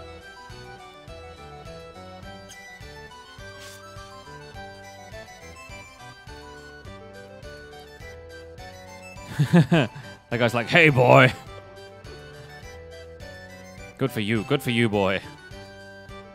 It's Dio. You thought I was the owner of the gold saucer, but it is I, Dio. Is that a JoJo reference? Do you know what a black materia is? What is it? That's a good one, boy, but it's not good to lie. You can't fool me. What? A boy your age came and asked if I had black materia. Thought you might know who he was, seeing as how you're both about the same age, because everybody who is, like, 21 knows each other. He had a tattoo on his hand that said 1. Do you guys know all of the, Stop by the battle arena, boy. Bye, Dio. Just gonna watch him disappear into this tunnel. Nice.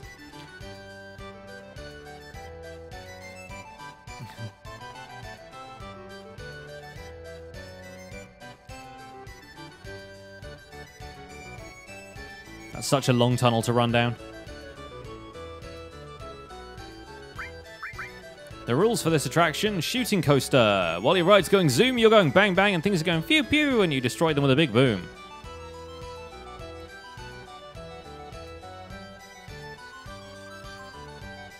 $10 GP? No, I'm good.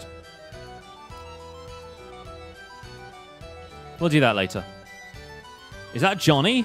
Is Johnny here? Oh, he finally got 5,000 points.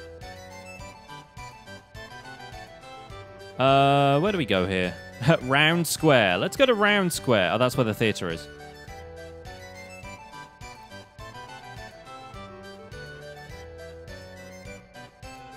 So obviously to get the plot moving forward here, we need to go to Battle Square, but don't worry about that for now.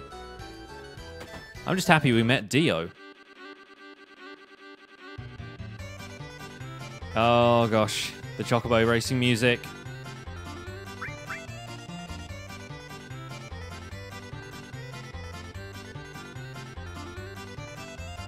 Do we want to bother with this?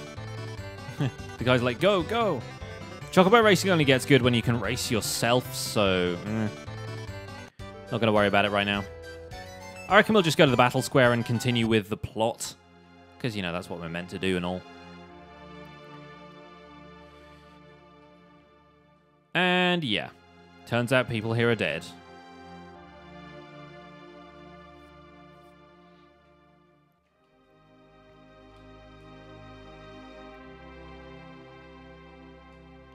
Shady guy who sells GP. Oh, yeah, of course. Yeah, I thought about that. I didn't know they didn't, like, have him appear on your first visit. But I don't really want to exchange GP for money. I don't exactly have a lot of gil right now. That guy in the back of the black chocobo. Yeah, once you've got a, it's like a green chocobo, a black chocobo, or a gold chocobo. You pretty much always beat him. I like the way Cloud is all like, Sephiroth would never use a gun. He's basically Batman, just with a sword. So a guy with a gun on his arm seems to have laid waste to the entire battle arena. And naturally, because we aren't people with guns on our arms, we get arrested. And Kasith has the great idea to run from people who are accusing us of something that we didn't do, which pretty much always gets you chased down and arrested, right?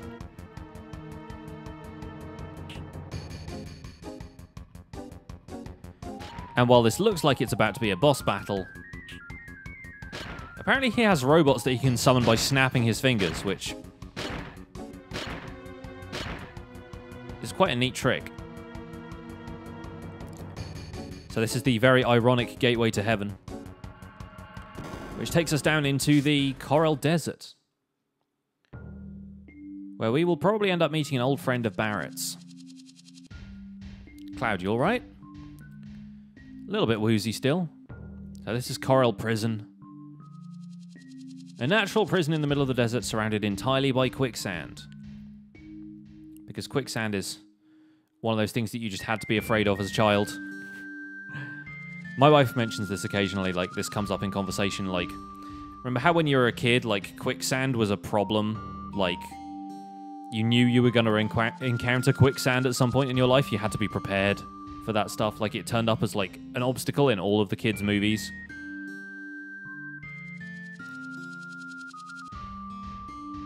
Yeah, no trial or anything. Yeah, no actual evidence. Again, let's just arrest everybody who's standing around looking at this massacre that's just occurred. Is there anything in the well over here? I'm pretty sure there's like an item around here somewhere. I also forgot that this is a hostile field map and we get encounters. These guys are the worst because they occasionally steal stuff from you, so I'm going to try and kill him as soon as possible.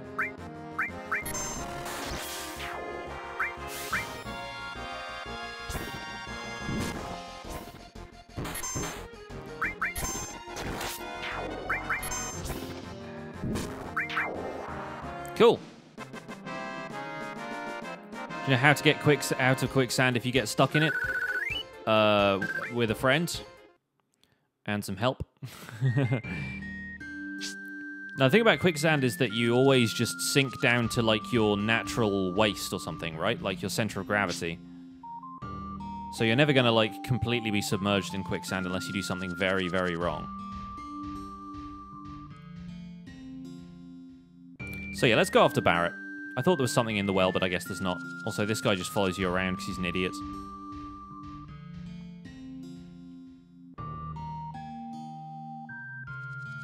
I really wish you could just turn around and hit him with a sword or something. Also, that's the way of them being intimidating to you in prison, is just following you around like an idiot. This looks suspiciously like the old Corel town, doesn't it? Funny that. There he is. Didn't I tell you not to come here?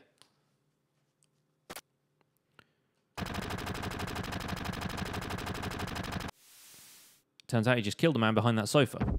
Nice.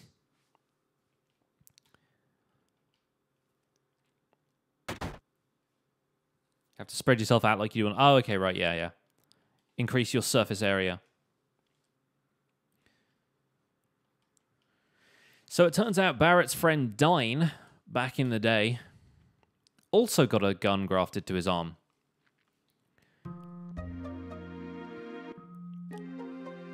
And this is the guy, remember, who opposed the building of the Mako reactor in the first place. So they were coming home to find the town about to be burned down.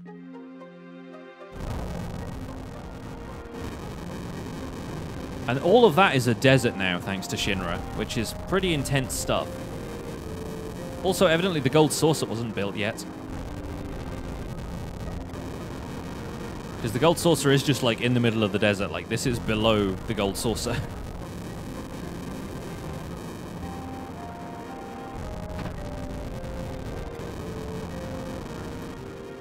Once again, the fire is the most pleasant-sounding thing. They actually get to see that guy, like, murdered in front of them. That's crazy. Barret does the dance. And as they're trying to escape...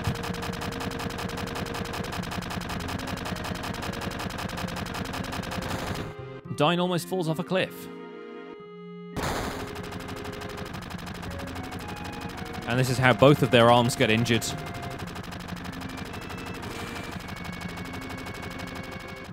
Barret ends up with a gun arm on his right arm.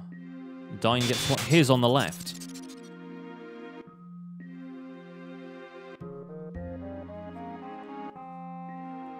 It's a pretty miserable existence when you've had to have a gun basically mounted to your arm. Shinra stormtroopers, yeah, pretty much.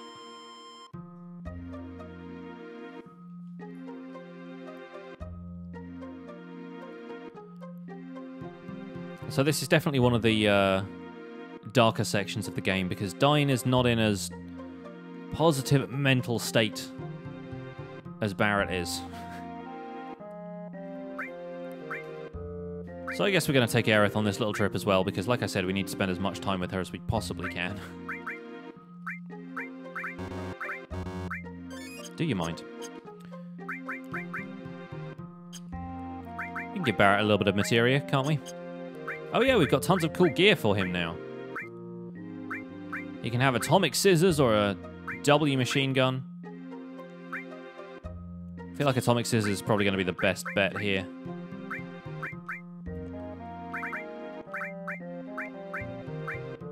And we'll up his spirit or protect him against poison. I don't know, either of those really makes sense. Maybe strength, actually. We'll sub that in from Cloud.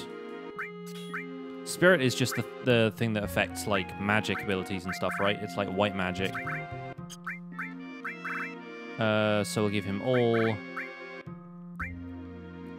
lightning, I guess.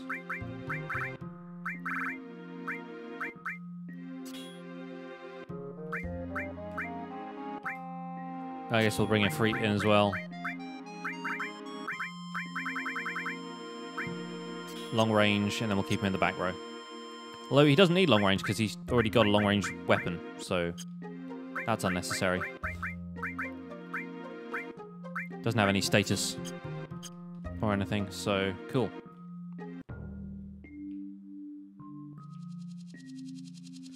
Anything else we can do around here other than get in fights?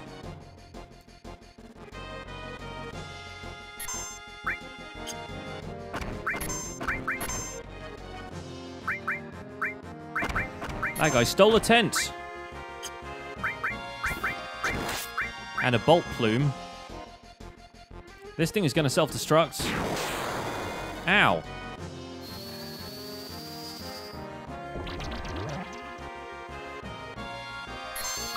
And now, of course, these guys can run away, so kind of don't want that to happen here. Dang it.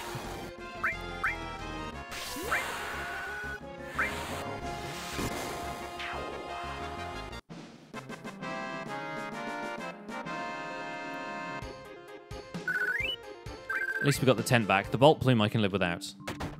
The tent, not so much. Hey, man. A rookie? You gotta buy something. Looks like I'm good.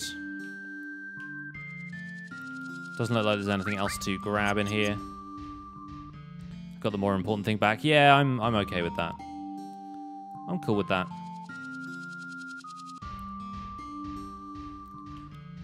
There's so many chests around here that are just open already, you know? Like, everyone's clearly already looted the entire place.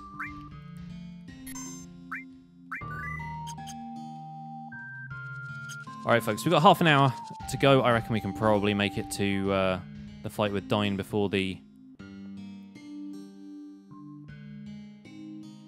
chicken is done. Yeah, need to go up here.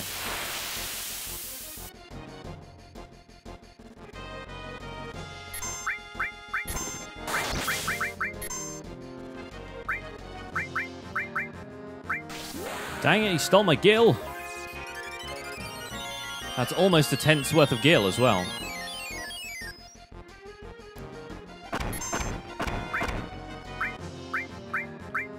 Oh, no, you don't.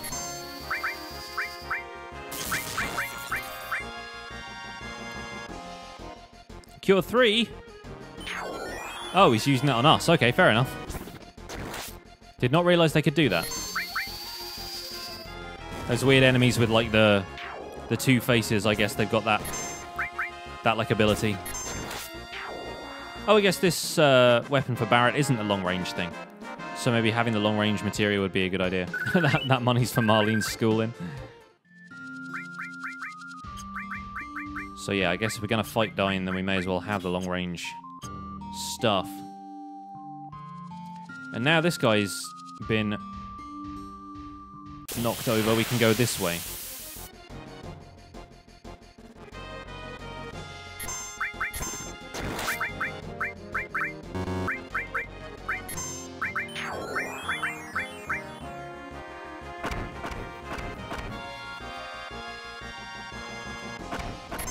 You stole my nuts!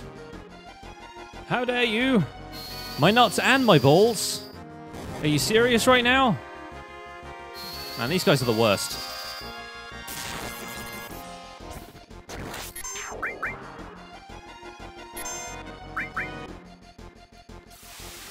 Dang it.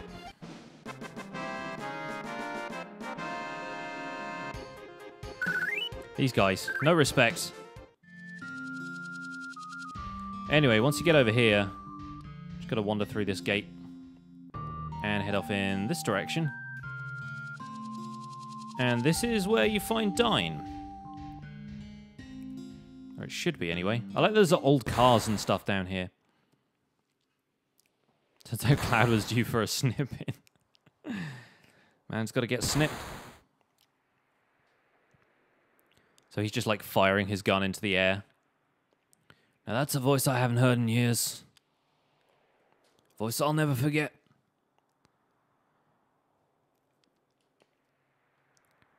And I guess this was his old house, and he's just going to shoot Barret. I think he probably shoots the ground in front of Barret, but... Also, this is Marlene's dad, if this wasn't clear.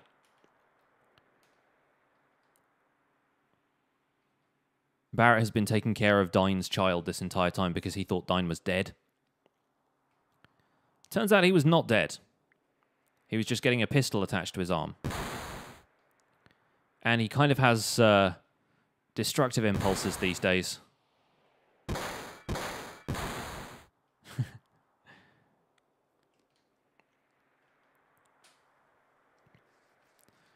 But even the knowledge that his daughter is still alive is not, for some reason, worth living for.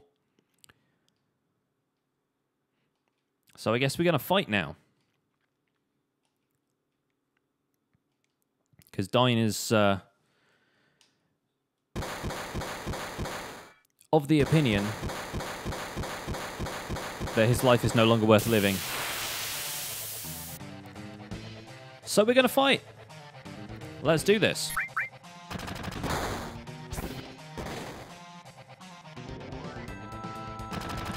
And thankfully with Barret in the back row, he is not going to take a huge amount of damage. Let's try a bio just in case he's going to get poisoned. Nice.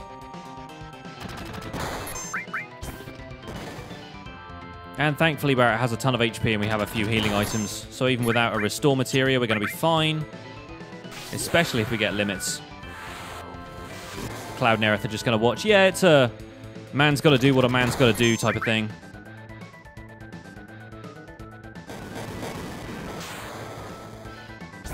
Alright, now we need to heal, I think.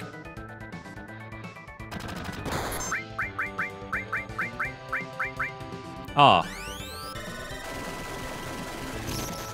Okay, good. That didn't do quite as much as I was expecting it to. And Barret has a limit break, so we're good. Thankfully, Dyne does not have a great store of potions on him. Getting some Contra vibes, right?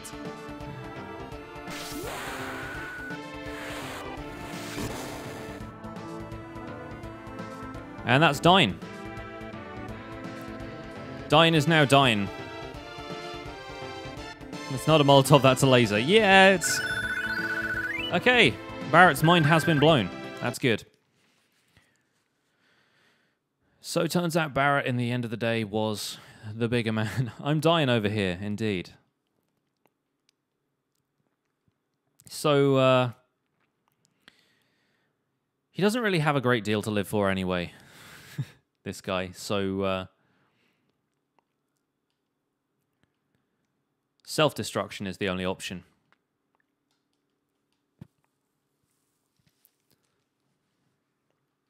Yeah, he's not exactly keen on the idea of having a kid in this world where he's been wronged and done wrong. He gives Barret a pendant to give to Marlene, and...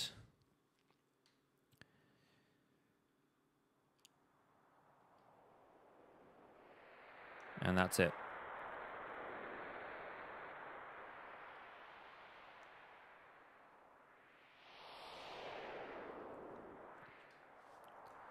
Moment of silence for Dyne.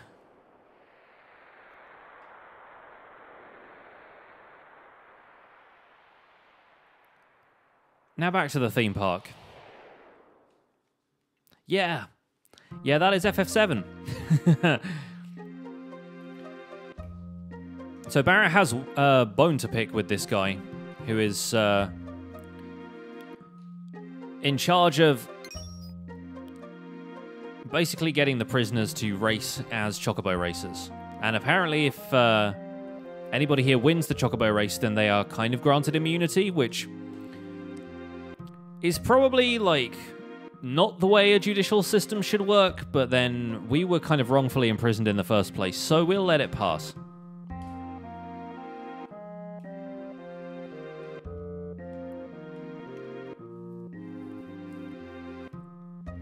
So we have to win the Chocobo race and go talk to Dio.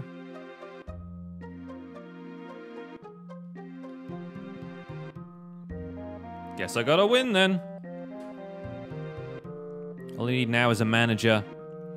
And we have Esther, who for some reason is in prison. Zero idea what she's doing here, but...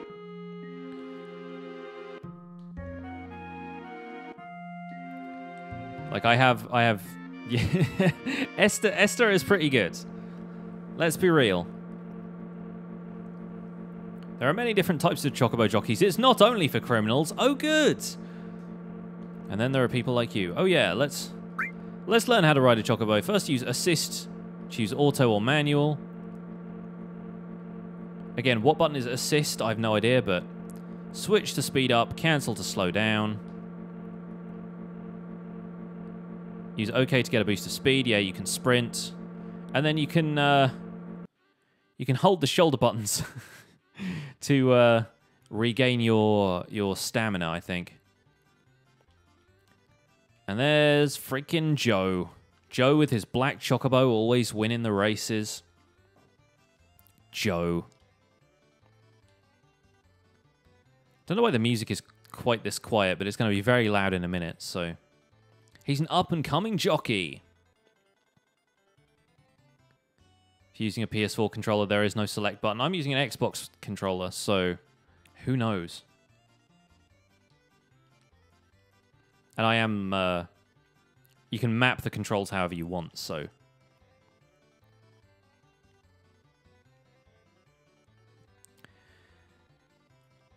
Until we meet again, Cloud. Oh yeah, there's Rama materia just hanging out in the stalls over here. These folks have nothing to say.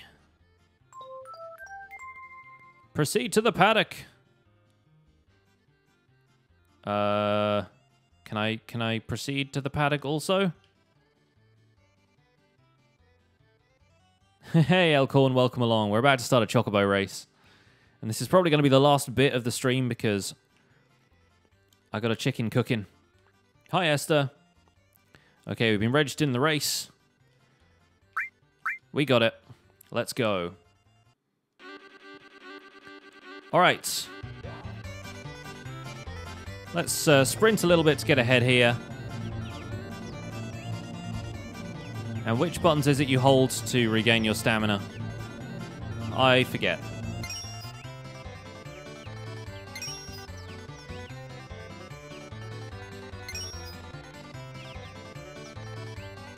It looks like these guys are burning themselves out, so we should be fine.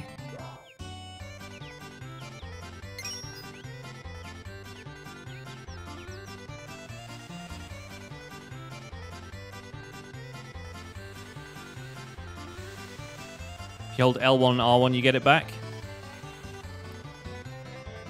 It's something like that. It's two of the shoulder buttons, and I forget which ones. But it's okay, so we're basically winning here anyway. Right? Right, guys?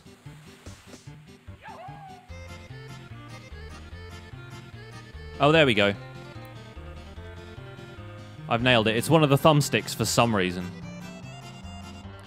Don't think I could have been more excited on Sunday. You are entirely correct. I'm still very excited now.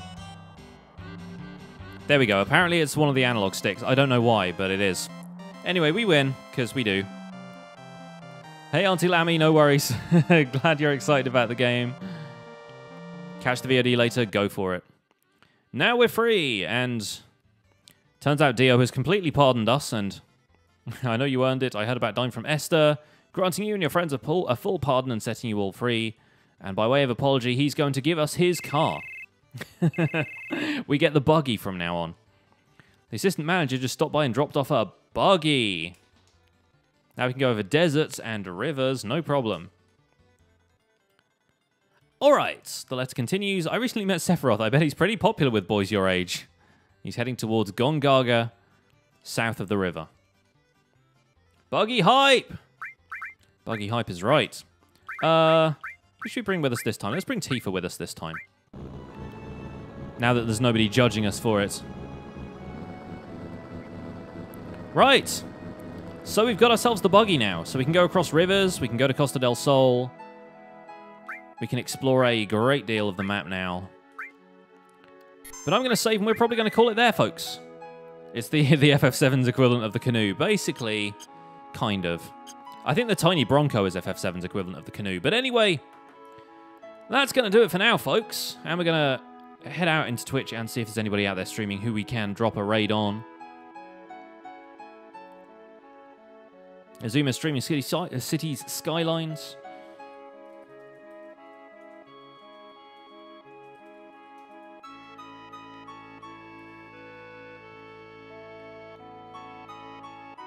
Oh, cool. Endiearth is live. She's doing some Final Fantasy X. Oh, not 10, 15. Completely losing my my Roman numeral knowledge there. Yes, taking it back over the cargo ship. That's the idea. That is definitely the idea.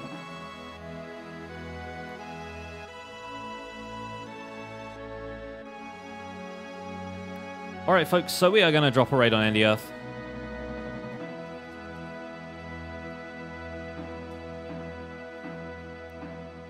Don't forget to use your Pixel Hype emotes and the hashtag Pixel Raid.